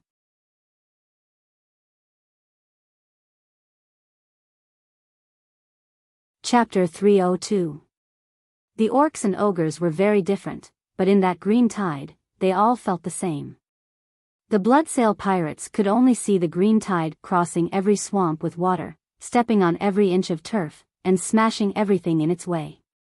Perhaps there were colorful snakes escaping from the swamps under the feet of the orcs, but they were all crushed. Pits, hills, swamps. Everywhere the eye could see, the green orcs surged out like a tide. As the sun climbed higher into the sky, more ships appeared on land. In order to prevent the transport ships they had built from being destroyed by the humans who had the upper hand in the sea, the orcs used a more simple and crude method to protect their ships. These transport ships, which were dozens of tons each, were all placed on the shore and piled up in places where the cannons could not reach. When the orcs were about to launch an attack, the orc laborers would drag the bottom of the ships into the water. The heavy, clumsy, but clearly moving transport ships formed a huge wave that slowly moved towards the sea. Watching the fleet sailing on land moving towards them, the Bloodsail pirates remained silent and observed everything in front of them in awe. Duke Fairville had lived his entire life at sea, but he had never seen anything like this before. Countless orcs were covering the entire area. They used their strong bodies, arms with explosive muscles, big mouths full of fangs, blood-red eyes, and green skin to weave a world-class blanket, covering every corner of the sun. Fairville was filled with regret. He knew that if he had transported this terrifying fleet across the northern continent, the destruction of the humans would have entered the countdown. But beside him, an orc sword saint did not give him any face as he wiped his sword. This was a powerful warrior who killed without batting an eyelid. More than a dozen of his best sailors had tried to kill him, but none of them could get within 2 meters of him. Seeing the transport ships being thrown into the water, Fairville glanced at his daughter Jessie's flagship, which was 50 meters away. Jessie gave him a sign that only he could understand. All fleets, weigh anchor. Set sail. The target is the damned fleet of courtiers. Duke Fairville shouted. More than 10 minutes later, in response to the flash of dawn, the entire Bloodsail fleet pierced straight into the sea like a curved arc. They were about to sail northward from the Gulf of Baladine, cross the sea that separated the 2 continents, and strike upon the fleet of Courtireth, who must be waiting on the surface. The damp scent of early spring was mixed with the wind and brushed past Orgrim's nose. The undulating waves of the orcs were perfectly connected with the rolling waves of the vast sea. Orgrim was riding a giant white wolf on top of a hill by the sea. From afar, it looked like he was standing on top of the waves. 10 seconds later, a blood-red coat of arms unfurled on his flagship. This idiotic order was immediately sent by the command ships to confirm the flag number again and again. Gritting his teeth, he confirmed. Just like that, the entire Bloodsail and orc fleet split into 2 columns and charged forward like idiots. The more rational Alliance fleet was like a crab baring its fangs and brandishing its claws. The fleet spread out like a pincer, surrounding the enemy in half an hour. At 10:45 in the morning, the famous Battle of the Paladin Bay began. At the bottom of the water, inconspicuous conches, clamshells dozens of meters deep, and the most inconspicuous dead corals suddenly emitted the unique brilliance of magic. 2 dots formed a line, and many lines formed a pattern. At that time, the Beastman's sword saint suddenly discovered that there was a huge magic array over 100 square meters in diameter at the bottom of the sea. Walla, the only 3 fingers on each of Maugre's hands trembled convulsively. His eyes turned white, and a crazed look appeared on his face. The next moment, the sea sank. In an instant, the sea level within a radius of 300 meters suddenly sank by more than 30 meters. A huge whirlpool rapidly formed. On the side, the magic stirred up 100-meter wave easily swept everything in the whirlpool into the bottom of the sea. The sword saints of the Fireblade clan were powerful, but they did not fight underwater. The bottom of the sea was the world of sea creatures. In the magic array, countless jellyfish-like tentacles rose up, pulling the sword saints deeper into the sea. The sword saints held their breath and worked hard to cut the jellyfish tentacles in the water with considerable resistance. However, when they cut 1, 3, 5, 10 more would follow. Not to mention that they were a living person, even a big ship might not be able to resist such a strange tactic. Loktar Ogre. If they did not win, they would rather die. None of the orcs showed fear on their faces. Only more orc speedboats attempted to bypass the whirlpool by paddling quickly to kill Kul Tira's fleet. On the flagship, Daelin held a scimitar in his right hand and a short-barreled musket in his left, watching the scene quietly. A calm smile appeared on his face. "Well, my old friend, now it's time for you to make a choice. But before that..." Whoa, a green phantom approached at high speed. He was so fast that just the splash of water under his feet created a long white line on the surface of the sea. Not a single long-range weapon could hit this elusive figure. Just like that, he crossed the distance of 7 or 8 meters between the sea and the side of the ship like a bolt of lightning and suddenly reached the deck. Naturally, the small fries could not catch him. However, what greeted him was a war hammer with a holy golden glow. Clang! With a deafening clang, the orc sword saint and the newcomer clashed without any fancy moves. "I am Paladin Tyrion Fordring. Tell me your name, orc." Before Duque's transmigration, Tyrion had been called the Empress Dowager by countless players. This was the most powerful moment of his life. The sea breeze ruffled his hair and beard, making this young knight look even more extraordinary. Galeo. The orc sword saint only spat out this name before he immediately charged forward and fought the Empress Dowager. This was not all the orcs had. To catch bandits, one had to catch their leader first. Orcs knew this trick as well. A cold glint of a sword appeared behind Daelin. No one on the ship knew where it came from, except Daelin himself. Clang! With an unconventional scimitar, the shining edge of the scimitar perfectly blocked the sharp blade that was supposed to pierce through Daelin's chest. Bang, bang! 2 gunshots rang out almost at the same time. The ambusher was a complete idiot. Not only did he fail, he was also hit by a musket. This wasn't an ordinary single-barreled gun. It was meant for a king, so how could it be low-level? Even though the gun was fired with a trigger, the barrel of the gun glowed with the brilliance of a magic circle. The complicated and mysterious blue runes only appeared on the barrel the moment the gun was fired. Moreover, it was a single-barreled gun, but it could fire 2 consecutive shots under the effect of magic. Whoever was hit by it would die. Wow! An orc sword saint with a red flag on his back, a string of huge white beads around his neck, and a single-edged broadsword in his hand groaned as he took 3 steps back and revealed himself. Despicable. He spoke in standard common language. Daelin's handsome face, which had been baptized by the sea breeze, smiled proudly. "Hey! I don't want to be called despicable by an orc who only knows how to sneak up on me. We're at most on the same level. Don't you think so?" Samuro. That's right. It was the orc sword saint, Samuro. Humph. With a snort, Samuro swung his blade and pounced forward. Chapter 304. The difference in strength between the 7 human kings was huge.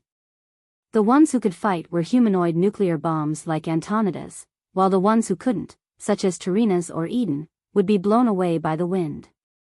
Overall, Thoradin the Great's martial spirit had been passed down. Lang and Salas Trollbane's strength was above average. King Xion's strength was also off the charts after learning to transform, only slightly weaker than Queen Sylvia. Of course, King Daelin was also quite fierce, stepping into the realm of heroes. If it wasn't for the infuriating incident where he betrayed his father, Daelin wouldn't have been killed by Rexer and the other Horde heroes. Now, in a one-on-one battle, Daelin, who was still in his prime, was fighting Samuro. The Horde sent out strong fighters to attack, and the warships of both sides were still closing in on each other. About 1,000 meters away, on Duke Fairville's ship, the beast man in charge of monitoring the Duke gasped when he saw the arc of light from his hero's slash. Huh. I didn't expect the humans to have strong fighters. The beast men worshipped the strong. To them, a strong fighter could earn their respect beyond their race. 1,000 meters away, a person was just a small dot. But this didn't stop him from knowing that Samuro hadn't taken down the enemy's leader. The humans have more strong fighters than you think, Duke Fairville said coldly. But that doesn't include you, the beast man said harshly. Humph. The Duke snorted, and the beast man's sword saint behind him took a step forward, clearly threatening him. "Now, you can play your favorite cannon battle." The beastman's arrogant order almost angered Fairville half to death. "You're not even giving me the upper hand. Now that your brainless assault team is no longer effective, you want to let my ship take the lead?" The frustration and helplessness almost drove Fairville crazy. What else could Fairville do? Right now, he and his fleet were like meat on the chopping board. He had to raise his hand and signal that he was ready to fire. "Target, the beastman's trash battleships," a cold voice interrupted the Duke's words. Without giving anyone time to react, an ice-cold aura instantly exploded on the ship.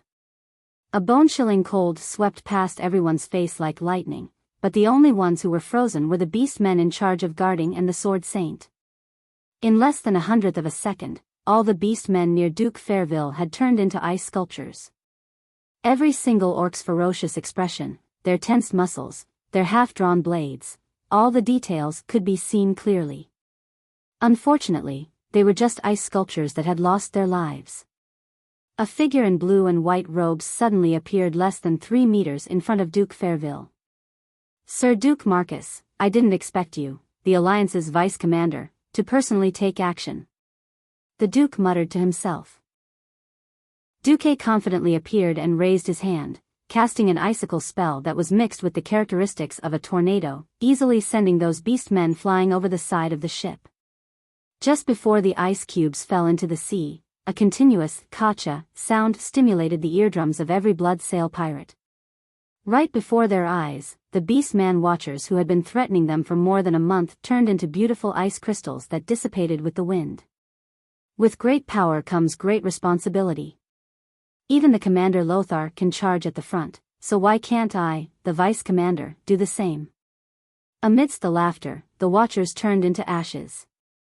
The one who killed the watchers on Jesse Fairville's ship was Vanessa Van Cleef.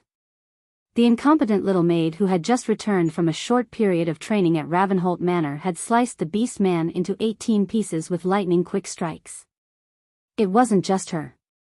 The assassins from MI7 in Stormwind had struck at lightning speed, killing every beastman on every Bloodsail pirate ship. One after another, the Bloodsail pirate ships raised the flag of the Alliance. At this point, even the slowest of the Horde knew that the Bloodsail pirates had rebelled. "I told you that humans are unreliable," the beastman captain on the Horde's warship roared angrily. He had the unskilled beastmen change the direction of the huge sails in an attempt to catch up to the Bloodsail pirate warships while the wind was against them. The Bloodsail pirate fleet was undoubtedly at a disadvantage against the Alliance's naval fleet. However, the Bloodsail pirate fleet had the upper hand against the Horde's huge warships. The Bloodsail pirate fleet's sudden change of tack brought great trouble to the Horde's warships. The original numerical advantage had instantly turned into a huge disparity in strength. Bang! Bang! Bang! The Bloodsail pirate fleet opened fire. The huge shrapnel shot toward the masts of the Horde's warships hundreds of meters away. The well-trained and experienced Bloodsail cannoneers easily destroyed most of the masts and sails of the Horde's warships in 2 or 3 rounds of bombardment. The Bloodsail pirate fleet tried their best to steer their ships in an S-shape on the sea while trying to distance themselves from the Horde's warships to avoid being hit by the Alliance's cannons. After losing their masts and even their oars were cut off by Duque's Naga's trident, the Horde's huge warships were like a pile of garbage floating on the sea, helplessly and hopelessly enduring the Alliance's attacks. At this time, the Bloodsail pirate fleet was the first to cease fire. Why cease fire? Duque frowned slightly. "If you knew the structure of the Horde's warships, you would know that cannons are useless against them," Duke Fairville explained. It's all because of those damned goblins." Fairville's eyes flashed with hatred at the mention of those short and greedy green-skinned creatures. The Horde's warships are the masterpiece of those goblins in Booty Bay. Last night, it was Vanessa and Duque who snuck into Jesse's captain's room and learned that the Bloodsail pirate fleet had been forced to join the Horde's camp. In the past winter, Orgrim sent the Horde's army south to Stranglethorn Vale, where the climate was warmer. The despicable goblins did not surrender in the face of the Horde's army. Instead, They made the horde let go of Booty Bay in a way that Orgrim was very satisfied with. The first thing they did was to sell out their enemy, the Bloodsail pirate fleet.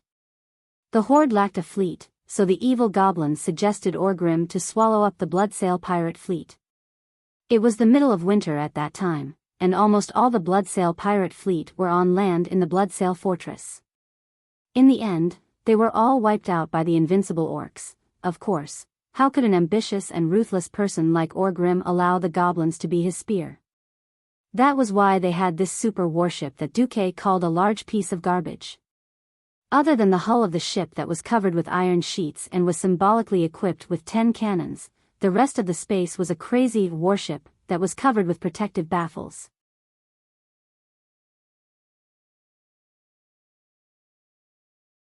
Why was he still alive? Furthermore, he was so strong.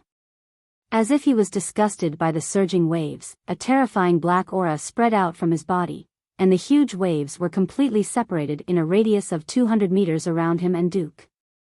It was the sea, but the surface was as calm as a lake. Countless fish and prawns that could not escape in time lost their lives under the dark power and floated to the surface. More than 10 teleportation doors opened around Lakama. More demons came out. More than 100 imps, dozens of burly void walkers, 20 coquettish succubi, and 10 demon hounds. Of course, the most powerful ones were the demonic guards. There were already more than 200 of them and they were still increasing. This was practically a small demon army. Could a demon warlock who specialized in demon element be this powerful? Or should I say, as expected of the former number 2 powerhouse of the Shadow Council? The ice under his feet continued to extend forward. Duque continued to walk forward and answered in a loud voice. Duke Marcus. Reputation was such a thing. No matter how honorable you were, if the other party did not know about you, they would not care about you. Once you were famous, whether it was for fame or notoriety, your name would be your calling card. Once you announced your name, all the notes would appear in the other party's mind. Not many beast men would know the names of the kings of the 7 kingdoms of the human alliance, even if there were countless beast men wreaking havoc in the ruins of Stormwind City. Perhaps many beast men remembered Lothar who had killed the previous great chief, but there was only one human that the entire tribe was familiar with. He was the destroyer of over 200,000 beast men, the Inferno Apostle in the eyes of the beast men, the most sinister and cunning great demon king, Duke Marcus. A gurgling sound came from Lakama's throat, followed by a strange demonic cry that was neither human nor beast. Wah! A large amount of dark aura shot out from the gaps between the bone spurs and the muscles on his back.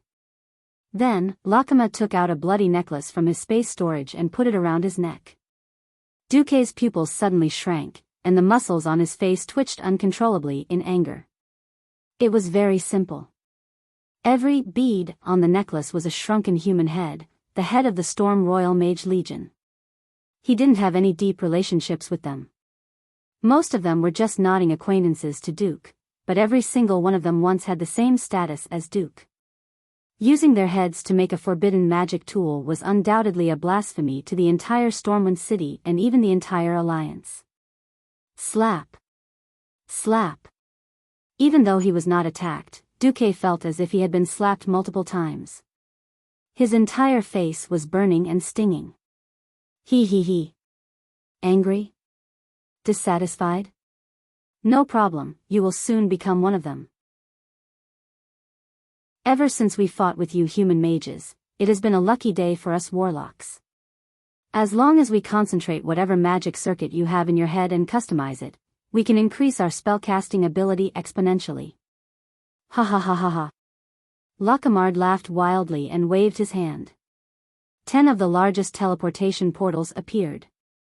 10 terrifying yellow-skinned demons with huge demonic wings stepped through the teleportation portals. The moment they appeared, they cast water float and stared at Duque viciously. Duque suddenly raised his head. I have never liked to torture the souls of my defeated opponents, but for you, I have decided to make an exception.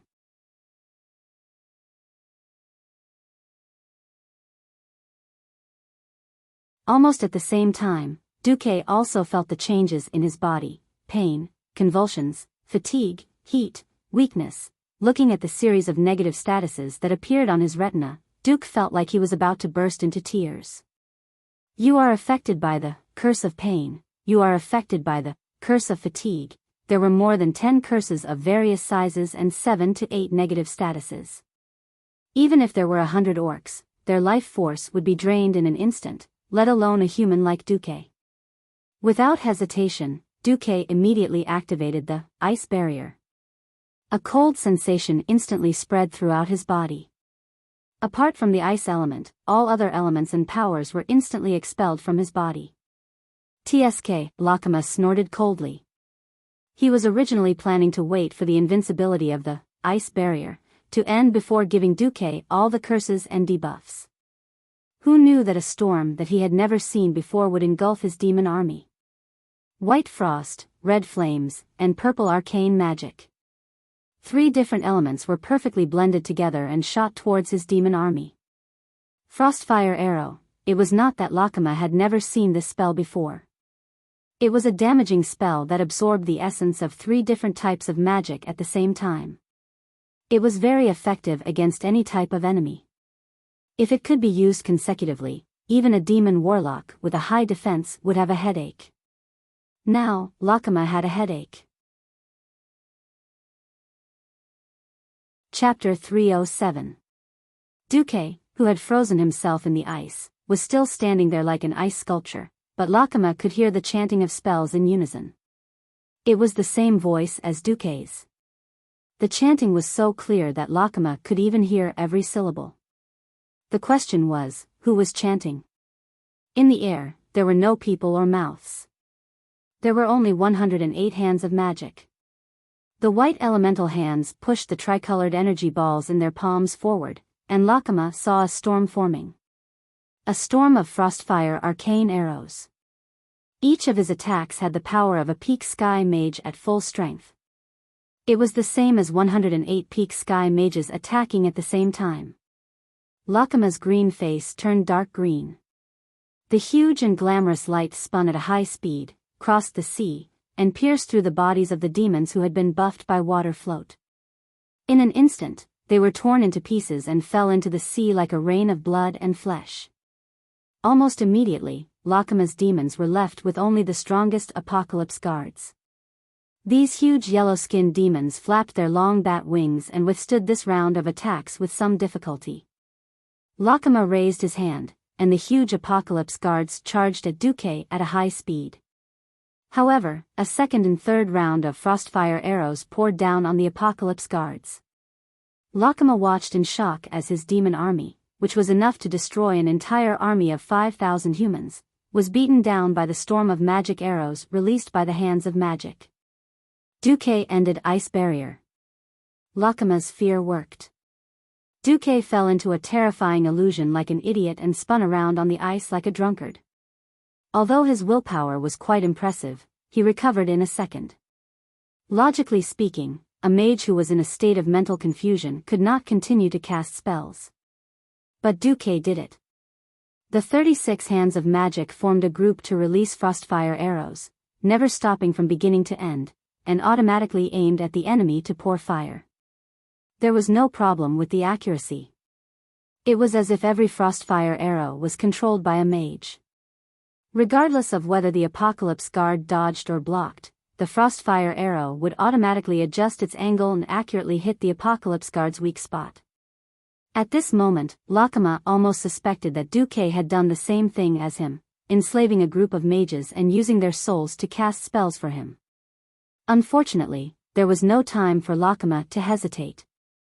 He gritted his teeth and unleashed all the curses and negative spells he had stored on the totem pole on Duque. Duque's crown of ice magic circuit spun rapidly, instantly activating rapid cooldown. This gave Duque the capital to activate ice barrier again. The powerful ice element once again drove away all the curses. Then, you finished casting instant curses? His magic power was depleted? Pray, then, damn the greenskins. Here comes the punishment of destruction. The sailors and officers of the First Fleet who had not left the battlefield, the Empress Dowager Theon, Dylan, and the Orc Sword Saint Samuro, all stopped fighting at the same time and watched the unforgettable scene on the surface of the sea. A white line visible to the naked eye appeared on the surface of the sea in the distance. The white line was not long, only a few dozen meters long. However, it split to the left and right, forming a horrifying deep valley that almost reached the coral reefs at the bottom of the bay. It was only a few meters away from the bottom of the sea. The deep valley was at least 30 to 40 meters wide. On both sides of the deep valley were two parallel waterfalls that were repelled by powerful magic. Damn it! Just a little bit more and it would be the legendary Ocean Division. Everyone's eyes widened, and they forgot to breathe. Time seemed to have frozen at this moment. Until Lakama, who was fighting with Duque, turned into ashes, until the huge cylindrical valley was once again covered by the seawater, time seemed to have returned to normal. Chapter 308. The magic battle left all the onlookers dumbfounded. Although they had already sensed the power of this orc warlock, no one knew that their own alliance deputy commander was not easy to deal with either. For a moment, Kul Tira's fleet was filled with cheers. Samuro retreated. The opponent's king was quite difficult to deal with. He could not kill the king, and the king could not do anything to him. It had to be said that the king's fighting style was quite novel. He actually threw out barrels of explosives from their expensive space storage bags and detonated them with muskets. The violent, large-scale explosion was indeed a big problem for a sword saint with high attack speed like Samuro. Samuro was also injured. Since he could not take it down, Samuro retreated. He had a better target, Duque, who had just used all his strength to kill Lakama Sharktooth. Duke Marcus, recognized as the strongest enemy in the eyes of the orcs. His original titles of Schemer and Sage were all removed. After this battle, there was only one label for Duque, and that was strong. Just like how there was a famous general above the fierce general and the wise general. In the eyes of all the orcs, Duque was the most worthy human to be hunted. He was like the brightest pearl on the crown. Samuro did not even look back and threw an arrow at Duque, who was bending over and panting. For a moment, Duque thought he might die again. At this time, Daylin made his move. He slowly slashed out the scimitar in his right hand.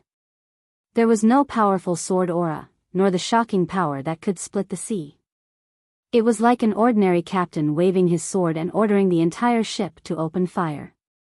For a moment, Duque thought he would hear the loud but actually useless sound of cannonballs. But there was none. Instead, behind Samuro's high-speed forward body, a huge green ghost ship appeared in the void at high speed. Ghost ship. In this fantastical world, ghosts were not rare. Duque's Karazhan also had a ghost pet called Khadgar. However, this huge specter ship, which was made up of strange negative energy that was close to dark energy, did not have a physical body in the real sense. It was like a phantom that was purely used to scare people. It flew out of the void at high speed and crashed into the back of Samuro, who was also rapidly hiding and dodging outwards. There was a loud sound like a balloon exploding, and then it disappeared. It didn't seem to be of any use. A few seconds later, Duque was shocked to see Samuro fall into the sea. This was an orc sword saint hero with an indomitable will. Could it be that he could steal the kill? Duque was about to summon the Murloc prophet to finish him off, but he suddenly realized that Samuro had just fallen into the sea and was rescued by another sword saint orc. Without even turning his head, he used the wave-like subtle steps to run away from Duque. F***CK. This young master's reputation. If they did not want the entire northern continent to be flooded by the green tide, they had to first use their naval advantage to weaken the beastmen as much as possible on the surface. A considerable number of male Nagas were arranged to help Duque count the beastmen's warships in the Baladine Bay. The numbers were shocking. There were more than 25,000 transport ships of all sizes. More than half of them were empty ships used as pretenses. There were no more than 10 beastmen laborers, and no other beastmen. Even so, there were at least 100,000 laborers in order to control more than 10,000 empty ships. Only the Horde, where human lives were as cheap as ants, would do such a thing. Just as Duque was on Dellen's warship and following Kurtiraz's first fleet to join the battle, a shocking piece of news arrived. The transport ships that rushed out of the Baladine Bay did not all go to South Shore. Instead, they split into 3 groups. About 40% went west, and were expected to land on the South Flow coast. 40% went in the direction of South Shore. The remaining 20% went into the long strait between the northern and southern continents. Duque shuddered. The thing he was most worried about had happened. The beastmen had split up. Chapter 309. Every battleship roared, their cannons flashing with dazzling yellow light. As the huge solid cannonballs were fired, thick smoke rose into the air. Accompanied by a deafening roar, the barrels of the cannons were pushed back violently. Black arcs of light traversed hundreds of meters in the air and bombarded the transport ships. The continuous explosions of cannonballs tore through the air, completely drowning out the roaring sea breeze. Dragging the black arcs of light behind them, the metal balls dancing in the air became unmistakable emissaries of death. Cannonballs were like grim reapers who placed human lives on a scale. The difference was that one side was luck, and the other side was death. Whether it was a huge splash that brushed past one's body, or whether it was a direct hit and one was killed in the sea, this was like a metaphysical game. In a sense, being killed by a cannonball was also a kind of luck. At least they did not have to endure this endless torture. The cannonball flew above their heads and fell beside them, creating huge splashes of water. Missed? In less than 2 seconds after the explosion, a new round of horrifying roars was approaching from afar. Did they pray to their ancestors? After drinking the blood of unknown origins and turning their skin green, would their ancestors still bless them? Unknowingly, these seemingly endless cannonballs had become the greatest torture for the orcs. If this was the first time they were fighting on the sea, perhaps the orcs would be dumbfounded and would just paddle the boat forward. But with the first disastrous defeat and the shadow of the landing battle looming over them, the surviving orcs inevitably began to panic. As a paddling ship, the most terrifying thing was that the 2 sides of the ship were not uniform. The direct result of this was the ship spinning around on the sea like a blind fly. The orc fleet was in chaos. It was not that there were no orc commanders who tried to organize small boats to attack the Alliance's fleet, but after Kurtiraz's fleet suffered a huge loss last time, the orc transport ships were no longer blocked by a single row of careless and weak ships. Instead, they were blocked by 2 rows of ships. Not only that, the deranged General Daylin had also changed the structure of half of the fleet. Originally, for the sake of the cannonball battle between fleets, Kurtiraz's fleet had basically distributed the cannons on the left and right sides equally. Now, considering that they would have to take part in the most brutal battle after the artillery bombardment, Daylin moved almost all the cannons to the starboard side. The port side relied on the ballast to maintain the balance of the ship. In other words, as long as the Alliance's fleet could not gain the upper hand and seize the T position, the port side, which only had a few cannons left, would basically be defeated the moment they encountered the enemy. Daylin was bold but careful. On one hand, he didn't think that the Bloodsail fleet that had surrendered to the orcs would have much fighting power. On the other hand, he was confident in his commanding skills. Now he had made the right bet. Even an ordinary destroyer could have more than 30 cannons on one side. This kind of firepower was simply crazy.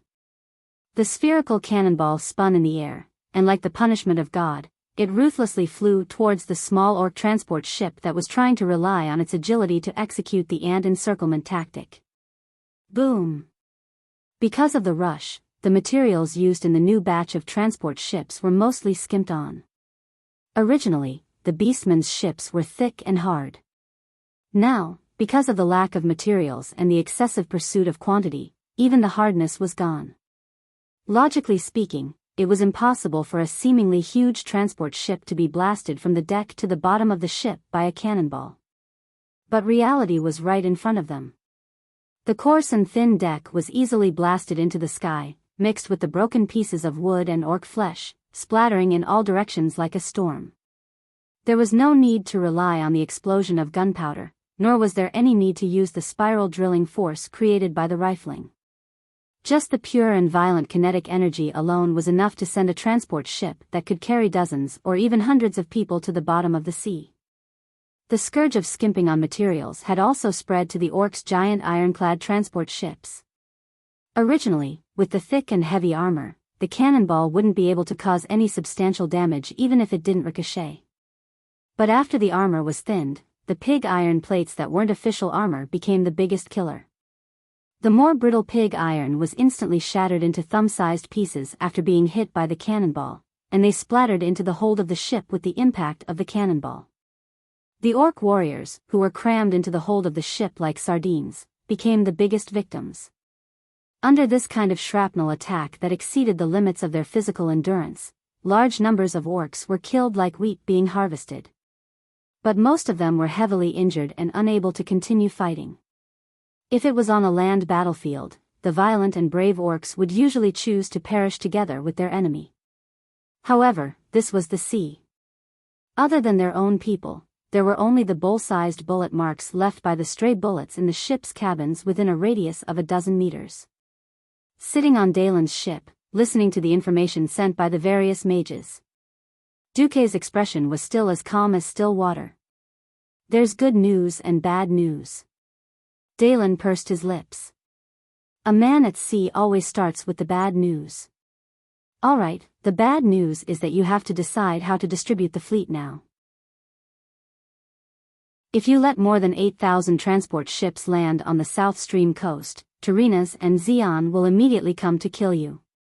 And the good news? At this rate, we have a chance to let more than half of the orcs sink to the bottom of the sea to feed the fishes. Dalen whistled. I'll leave the Second Fleet and Storm Fleet at South Shore for you to deploy. Leave those that pass through the straits, and I'll pull the rest to the other side of the South Stream coast. Duque pondered for a moment. Dalen still refused to let go of the Heartsail pirates, so this was the only way. Promise me. Don't worry, I'll treat them fairly, even if they're forced to kill my Third Fleet. Duque stared at Dalen for a moment and finally nodded. On the battlefield, the opportunity was fleeting. There was no time to hesitate. The situation here was also reflected in the command center of South Shore. Lothar gritted his teeth and looked at Lang. General Lang, can I give you the best defense line in South Shore? Lang looked at his childhood friend. Lothar's battle in the past year was still vivid in his mind. Lang patted Lothar's shoulder. I'm not a child who has been on the battlefield for the first time. If such a good defense can be penetrated, I'd rather die. No, I don't want you to die. Lang punched Lothar in the chest. Go, General Lothar. The Alliance needs you. Without further hesitation, Lothar called out to Turalian. Let's go. Our destination is the South Stream coast. With almost all of his cavalry, Lothar had to reach the Shadowfang citadel before the horde landed. The cruelest battle was about to begin.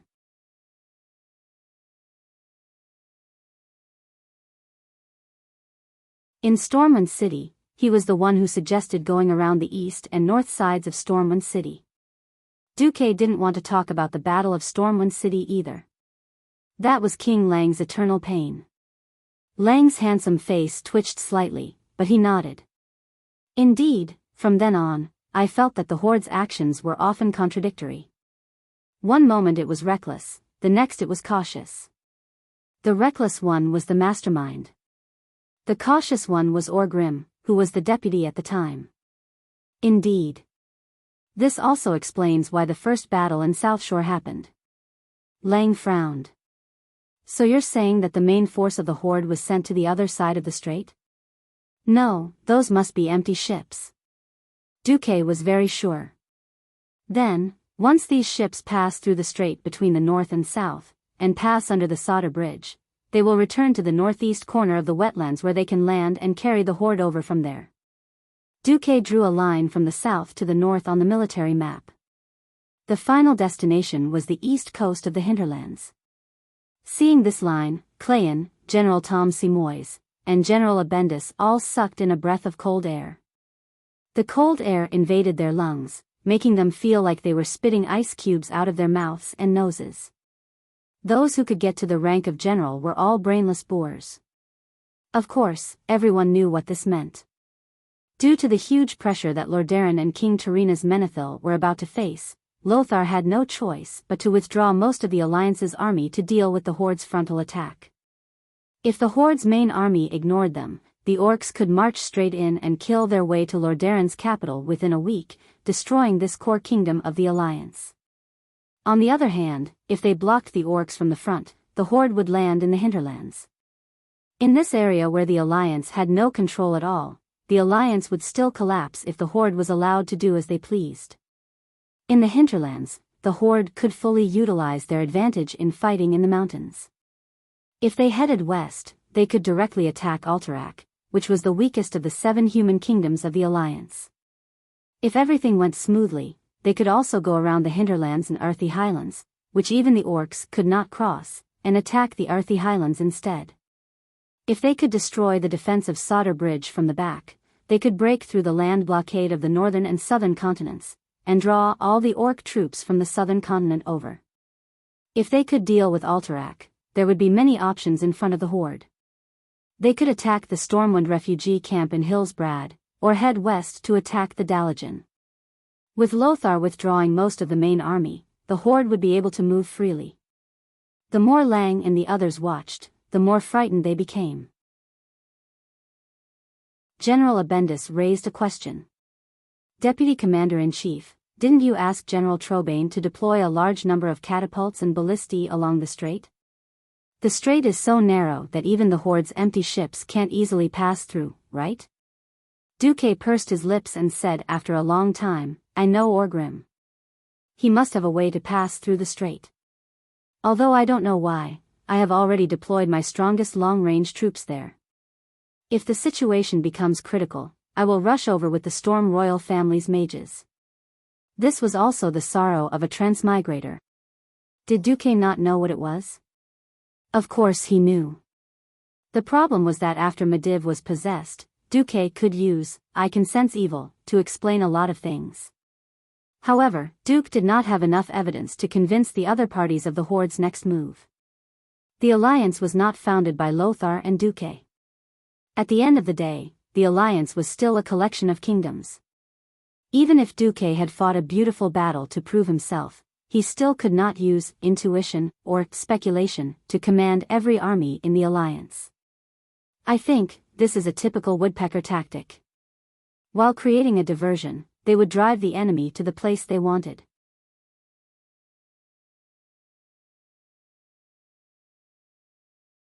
There were only 200 to 300 griffins in the alliance combined, and they were usually used as scouts. No king would be willing to send griffins into the battlefield. Moreover, how could the tribe have a large-scale air force? However, Duque had a confident expression on his face. Lang and the others were puzzled. However, they would soon find out. When they used their unparalleled art of war to repel several waves of orc attacks and replace their troops, something happened to the Sodder Bridge defense line. From the distance, the Horde had entered the strait earlier, but Stromgard's defense line was set up with the Sodder Bridge as the center. This caused the Riptide Castle army to enter the battle a step later than Southshore. Whoosh! The huge projectile vehicle used its long mechanical arm to throw a large basket of rocks the size of a human head at the Horde's transport ship in the center of the strait. The Horde's transport ship hadn't actually entered the firing range yet. Obviously, the Horde laborers inside were frightened, or for some other reason. A large number of transport ships stopped outside the firing range of the Riptide Castle's long-range weapons. Ha ha ha. I didn't expect the Horde to actually send transport ships. I thought this line of defense was wasted. The soldiers from Riptide Castle laughed loudly. During the time they guarded the Sodder Bridge, the Riptide Castle people used a large number of ballistae, catapults, and cannons, and actually trained batches of engineers, artillerymen, and ballistae who were very good at operating. This was an unexpected gain. After all, these people were originally just farmers. King Salas Trollbane was a man who knew his soldiers well. As the first human country to receive the attack report among the 6 northern kingdoms, King Salas had always attached great importance to the orcs. After receiving the official transfer order from Duque, Salas immediately agreed to Duque's request. He obeyed the transfer order and sent an integrated infantry regiment of 5,000 soldiers to Duque. In addition, he urgently mobilized a large number of Ballistine 5 archer companies to the Sodder Bridge defense line, forming a deep formation to deal with the possible air attack. Air attack? What air attack? The Riptide Castle soldiers and generals were all confused. They just followed the order in a daze. According to the Alliance's deputy commander's order, all archers and ballistae had to be spread out. The same went for the ballistae. Before firing, the ballistae should be covered with a large number of branches and leaves to hide. What the hell was this? This completely subverted the military common sense of this era. Humans were not like the elves. Unless they were hunters or elites who had trained for more than 3 years, most human archers were terrible at shooting. Ordinary arrows would not be able to hit more than 20 meters away. Often, they could only rely on sharpshooters to lead the way and fire at a certain area on a large scale to make up for their lack of marksmanship. A scattered archer had no power to speak of. This was common knowledge in the military of the human race. Now, the archers of the Riptide Castle were scattered, carrying doubts. They were even more puzzled as to why most of the ballistae on the edge of the cliff were incomplete or broken, and a large number of straw men wearing the armor of the Riptide Castle soldiers. It did not take long for their doubts to be resolved. The horde really had an air force. Look! Following the exclamation of an archer, countless people saw many black dots appear in the horizon against the rising sun. In just a few breaths, these black dots rapidly enlarged in their field of vision, turning into black flying birds with their wings spread wide. However, they were already so big even though they were so far away in the sky. One could only imagine their true size. Stay calm. Stay calm. Stay at your posts. Everything is within Deputy Commander Duque's expectations. For a moment, no one knew which officer shouted like this. Miraculously, the restless and panicked army quickly calmed down. Duke Marcus, a magical name. This name represented the bloody heads of more than 200,000 orcs, and also represented the Alliance's victory. Thinking of the previous strange arrangement, the soldiers suddenly realized that their commander had expected this. The soldiers did not have such a long-term vision. As long as they knew that this was a prepared battle, they would not panic so easily.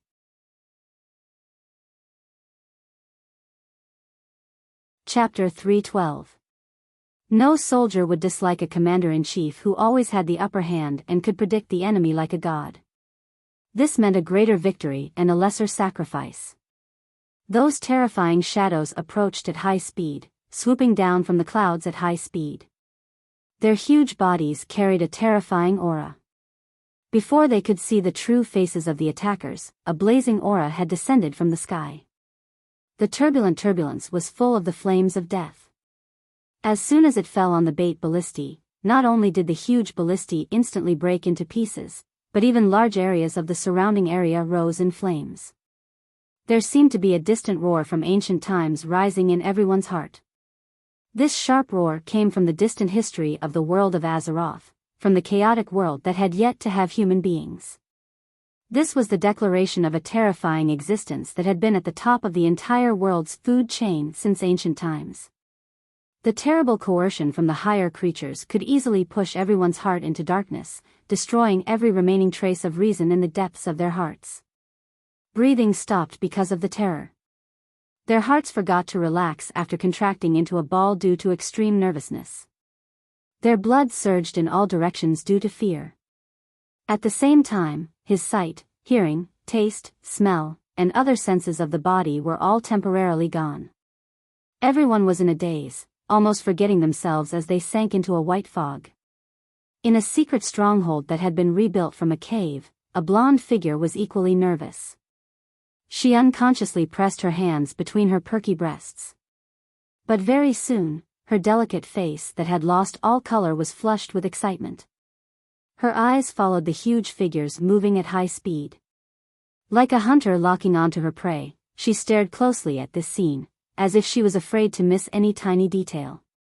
It was hundreds of crimson flying dragons wreaking havoc on the torrential castle's position. They flapped their wings and stretched their necks, venting the flames of destruction on the whole land. Their huge golden eyes were like huge amber balls, and their black vertical pupils carried a unique coercion of higher creatures. She seemed to see their reluctance, resistance, and anger, but for some magical reason, they had to obey the command of the despicable and crude orc knights on their backs. Dragons were naturally arrogant, and it was hard to imagine that they would allow any creature to ride on their backs and act like a tyrant. Not to mention the orcs who had already made them show expressions of disgust. The situation was far beyond her expectations. Even though she was disgusted, even though she could not wait to turn her snake-like long neck and bite the dirty green skin on her back to death, every single dragon obeyed the orc's orders. Not a single dragon struggled to break free from the humiliating, saddle-like binding prop.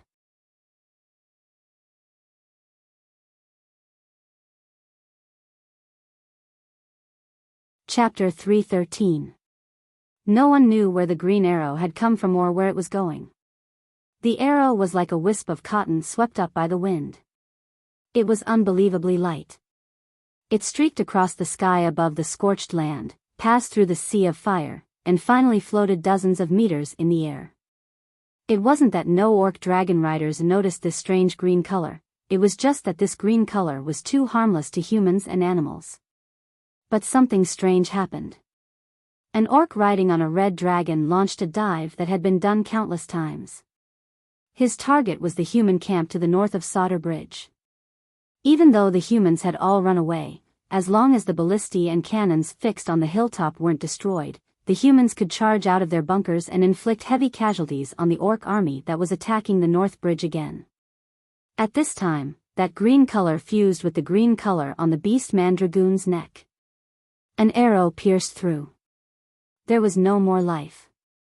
The orc's eyes widened. He didn't understand at all.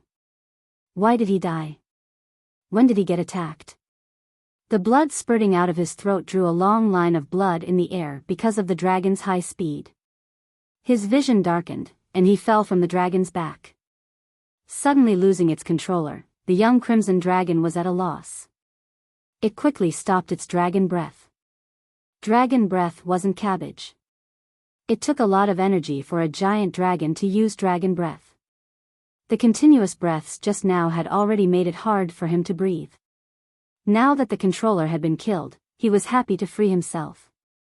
With a happy roar, he immediately flapped his wings and flew into the sky. Before receiving that order, he longed to breathe the air of freedom. This thought made him quickly leave the battlefield and fly to who knows where. This orc's unfortunate encounter attracted the attention of the Dragon Maw clan's orc dragon riders. They widened their bell-sized eyes and quickly moved their eyeballs, searching for the attack from the ground.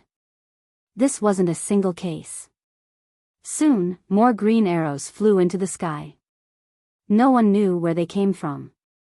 They only knew that orcs were killed with one arrow after another. Where? Where is it? Who saw the enemy? Nope. Ah. Na-Zuzu is dead, Ba-Tua is also dead. The draconic roar beast men were in a state of panic. The destruction they had expected didn't happen. They didn't kill many humans, and they only burned a large pile of large military equipment that they thought was worthless. What was going on? The orcs began to fear the green color. They even pulled on the red dragon's reins when they saw it, causing the red dragon to ascend at a high speed. It was useless. Those green arrows were like ghosts, and they could actually coordinate with each other. For example, an orc saw an arrow flying towards him from his left. Wind shield was a defensive spell of the shaman. It was a wind shield made from the power of nature and could defend against all kinds of arrows. The next moment, that guy rushed over. Not only him, there were also several other Dragon Maw cavalry members who were also buffed by wind shield. They drove their red dragons towards the humans and bombarded them. For the red dragons, a distance of 300 meters could be covered in 2 breaths. The green arrows were like the Grim Reaper, arriving at just the right time. As always, they were aimed at the orc cavalryman's vitals, but they were stopped just before they were about to kill the orc cavalryman. It seemed like they could break through the weak wind at any time, but the green arrows just couldn't get in no matter how hard they tried. This time, the green Grim Reaper let out a helpless sigh. No! Sylvanas cried out in alarm. Just a moment ago, she had proudly used the Whisper of the Wind to guarantee the safety of the torrential stronghold's ballistae. With my godly arrows, none of the Dragon Maw cavalry can hurt you. That was what she had said. But now, the opponent's shaman magic had mercilessly shattered her pride. Sylvanas was on the verge of tears. At this moment, a flash of white light appeared.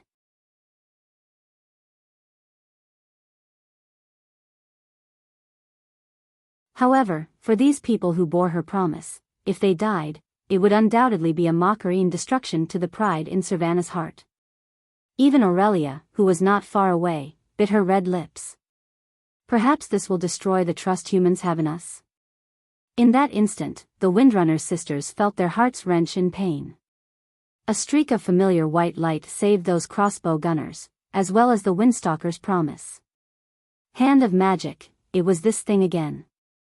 When a hand of magic played instant division, from 1 to 2, then 2 to 4, until there were 128, it might seem like just a magic trick. When 128 hands of magic cast, icicle, at the same time, using 128 small ice whirlwinds to form a huge wall of ice, blocking the dragon breath of the 5 young red dragons, when the elements of ice and fire collided fiercely in midair, condensing into a gorgeous boundary line of ice and fire, Aurelia and Sylvanas shouted the same name in infinite surprise at the same time. Duque. Duque, different ending notes, different lingering charm, and the same surprise. After shouting at the same time, the 2 sisters looked at each other from 50 meters away, which was rare. They both saw the embarrassment in each other's eyes, and then looked away at the same time. Well, no matter what, their promise was kept. A flash. In a sudden dazzling white light, Duque's figure suddenly appeared next to the panicked cannoneers. Duque smiled at them. Attack. Duke Marcus, the deputy commander of the Alliance, is with you. At this time, the panicked cannoneers all revealed ecstatic smiles. Thank you very much, honorable deputy commander. Oh my God. This is so happy. The high-ranking mage, the Duke of Stormwind, the extraordinary deputy commander of the Alliance of Lordaeron, Duque, is personally protecting us. Even though they saw it with their own eyes, the cannoneers still could not believe their eyes. If he could survive today, he would definitely brag to his descendants for the rest of their lives. Back then, I, your grandfather, was protected by the magic of the Alliance's vice-commander. I survived the flames of the 5 red dragons, and I even braved the dragon's breath that could burn the earth to ashes to open fire at those damn orc transport ships. With joy and excitement, the cannoneers skillfully operated the cannons and roared at the transport ships in the center of the strait. Duque's appearance scared Zulud and his men. The red dragons climbed up one after another. Duque was a magic-type powerhouse who had just killed the Shadow Council's powerhouse, Lakama Sharktooth, so they could not be too careful. Chief, what do we do? The dragon roar beastmen asked Zulud. Don't go down. We can suppress them from the sky. As long as the transport ships pass, it will be our victory. Zulud was very clear-headed. A true archmage was indeed terrifying. However, no matter what kind of magic it was, it had a range. As long as there was enough distance, the magic that needed to fly to hit the target would not be able to do anything to the red dragons in the sky. What do we do? The Windrunner sisters, who had rushed to Duque's side, asked the same question. They could tell at a glance that Duque might be able to use magic to protect one or no more than 10 groups of cannoneers, but it was definitely not enough to face the Horde's army on the other side of the bridge and the Red Dragon cavalry in the sky. They had to get the troops from Torrent Fortress out of their bunkers as soon as possible and rebuild the line of defense on the north side of Sartle Bridge. The most important thing now was to get rid of those annoying Orc Dragon cavalry. The problem was that there were still over 100 controlled Red Dragons in the sky. As much as they did not want to admit it, Duque had undoubtedly become the Windrunner sisters' last hope. If they wanted to prove themselves and the strength of the High Elf Rangers, if they wanted to show off in front of everyone, it seemed that in the end, they still had to rely on Duque. Seeing that Duque did not answer immediately, the great demon Queen Aurelia began to tempt him. "Come, little brother Duque, help me think of a good way to get rid of those evil big lizards. I will repay you later." At this moment, Duque smiled. "Can you guys fly?" "Huh?" The Windrunner sisters were stunned. "No way, then let big brother Duque take you guys to show off and fly."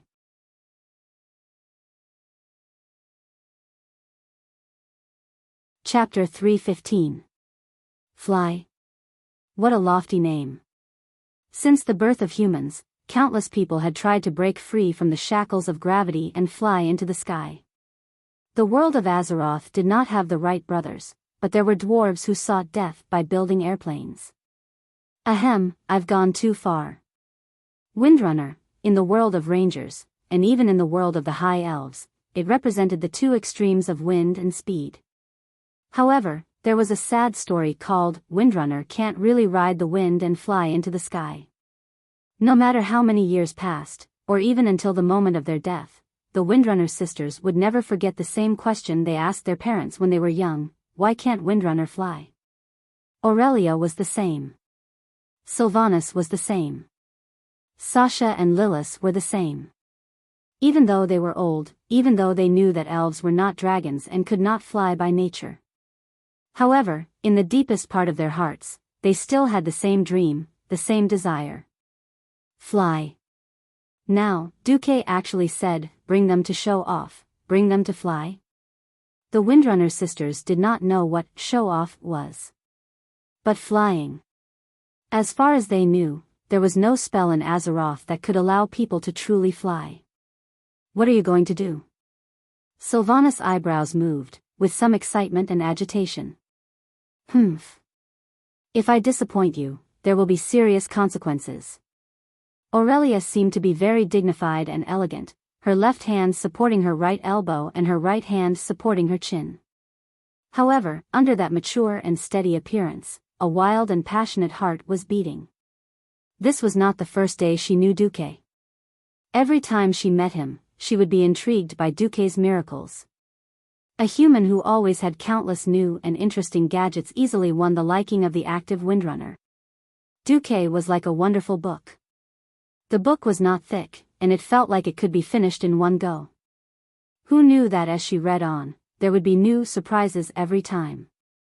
Her eyes moved, and the focus of her attention was only on Duque. Duque smiled mysteriously.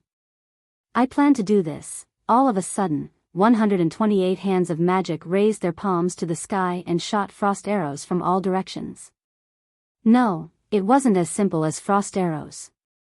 This was an icicle arrow hail that reduced damage in exchange for a higher shooting speed. The casting time of level 1 frost arrow was the shortest.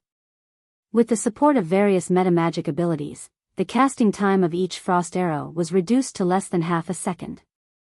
In a situation where there was no additional injection of ice elemental energy, it was just pieces of ice crystals that were shot into the sky. From afar, it looked like a fountain of ice and snow that kept spewing upward. Duque bowed elegantly. Beautiful Windrunner ladies, the splendid stage is ready. Aren't you going to go up and perform a wind dance? The emerald eyes of Aurelia and Sylvanas flickered with pleasant surprise.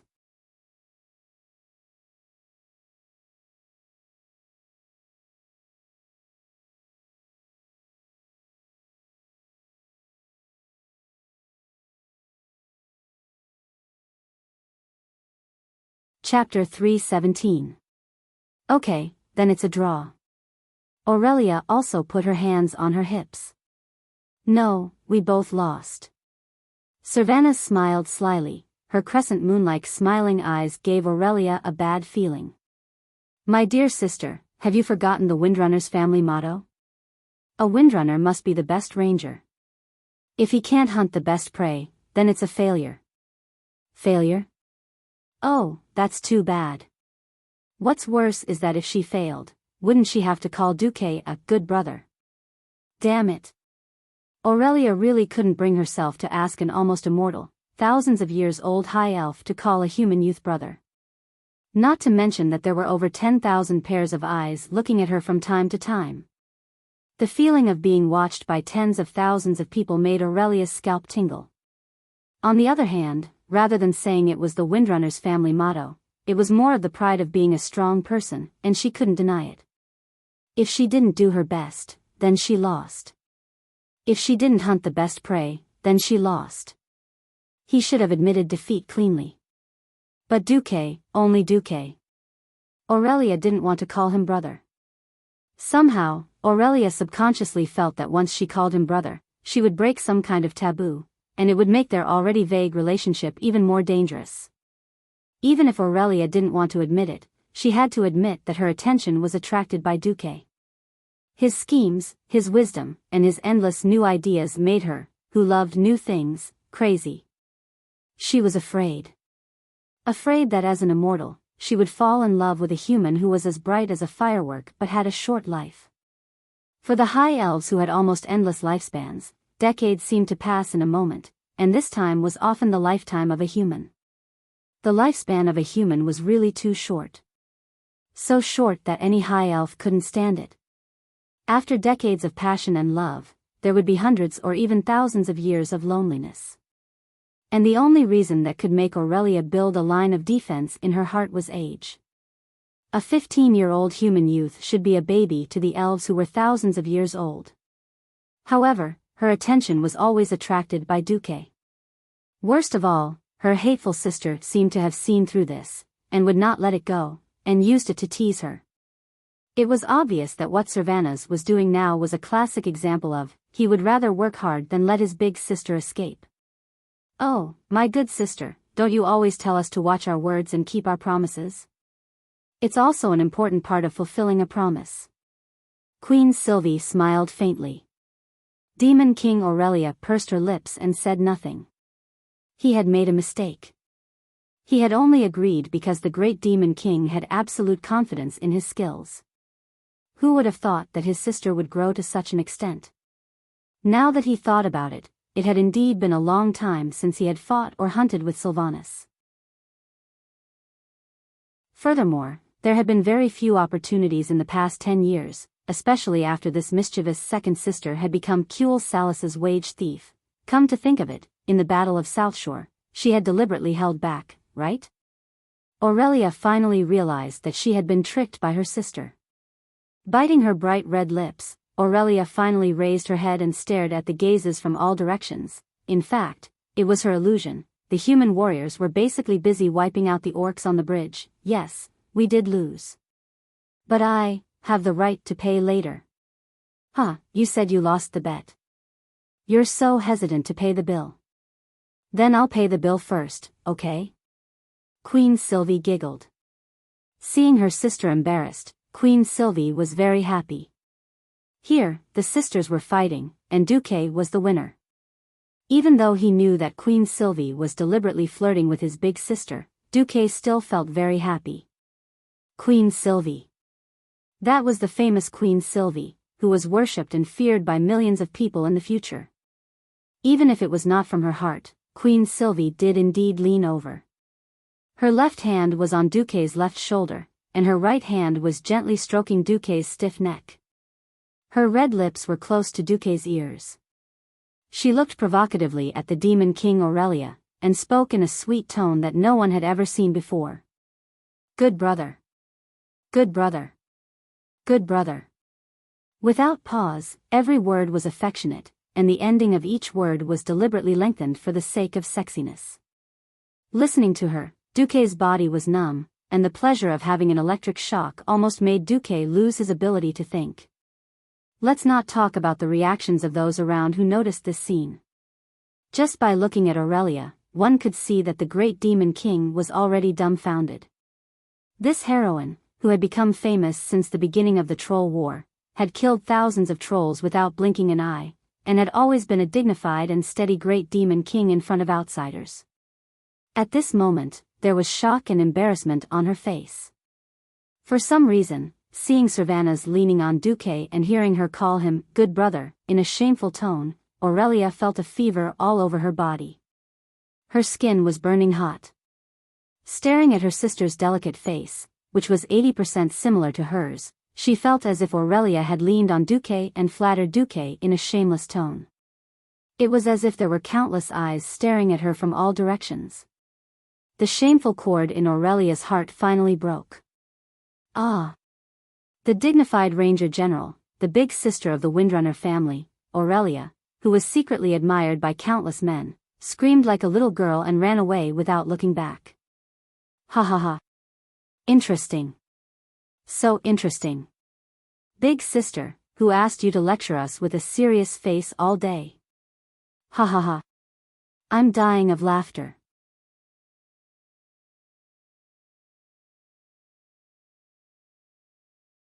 Chapter 318. I'm sorry, little one, this is a small warning for you. At the same time, let me give you a word of advice. The women of the Windrunner family are not to be touched. If you want to have my sister, you must first become a hero in the hearts of the High Elves. When the last sentence was said, Sylvanas was already hundreds of meters away. The wind carried her warning word for word into Duque's ears. Duque smiled bitterly. It was not because of Sylvanas' capriciousness or her teasing. It seemed that it would be very difficult to woo Aurelia. Fortunately, it was not like there was no chance. However, the women of the Windwalker family were either thorny roses or stubborn people who were stubborn and stubborn. After repelling the menacing Red Dragon Legion, defending Sodder Bridge would not be a problem. Originally, a natural stronghold that could be defended by 1,000 people was now guarded by nearly 10,000 people. There was no risk at all. Duque was not worried that a fierce person from the tribe would break through by force, because there was actually a fierce person with the same surname as Trollbane hidden in the army of Torrential Castle. This guy was not famous now, but in the original history, his statue stood side by side with that of Aurelia in the King's Valley of Stormwind City and was worshipped by the people. He was known as one of the 5 heroes of the Dark Portal.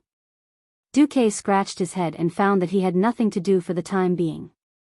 He did not know that at this moment, there was a pair of eyes staring at him without blinking. The owner of these eyes was Miss Alucia Barev. After becoming Duque's assistant in the field of magic, Miss Barev had been quietly performing her duties, leading the team of mages for Duque. Submissive, she was inconspicuous in Duque's camp. At this time, Alucia let out a low sigh. People who can control their own fate are really enviable. Anyone could see the ambiguous feelings between Duque and Aurelia. Alucia was not envious or jealous of Aurelia. What touched her deeply was the brilliance of Duque when he changed his fate. Without the shackles of his family, he was born as a commoner, but he rose to a high position in the tide of the world's great changes and grasped his own fate. For some unknown reason, Alucia developed a desire for Duque. I obviously shouldn't think about it, but I just can't suppress the thought. If it's Duque, maybe he can help me get rid of the shackles of my family and obtain true freedom. At this time, Duque finally felt Alucia's gaze. He turned around and asked, Miss Barev, is there anything I can help you with? No, that. It seems that there are still a lot of transport ships that have broken through the strait. Shouldn't we chase after them? Duque smirked. I know that the Horde might attack the northern continent from here. As the Deputy Commander-in-Chief, how could I not block that possibility? Duque was right. All the dragons joined the war to fight against the demons. Nesario activated the ability of the dragon's soul to annihilate all the demons on the battlefield, but then betrayed the dragons and the resistance army. The Blue Dragon King Malygos tried to stop them, but caused the Blue Dragons to suffer heavy losses, and almost all of them were wiped out. The Blue Dragon Queen Syndagosa also died in this tragedy, and Malygos fell into madness. Nesario himself could not withstand this power and turned into a monster with a body full of lava. From then on, he was called the Wings of Death. Later, the dragon's soul passed through the hands of many owners, and finally became the demon's soul, under the corruption of the demonic power. Under the secret guidance of the schemer ghoul Dan, Zuluhid sensed the existence of the demon's soul, and found it. 10,000 years had passed, and the effect of this artifact had changed, but the power of the dragon contained in it had never changed. You're tuning in to the Biyao's Wuxia Chronicles YouTube channel. Don't forget to subscribe and join us on this journey to catch the most captivating stories.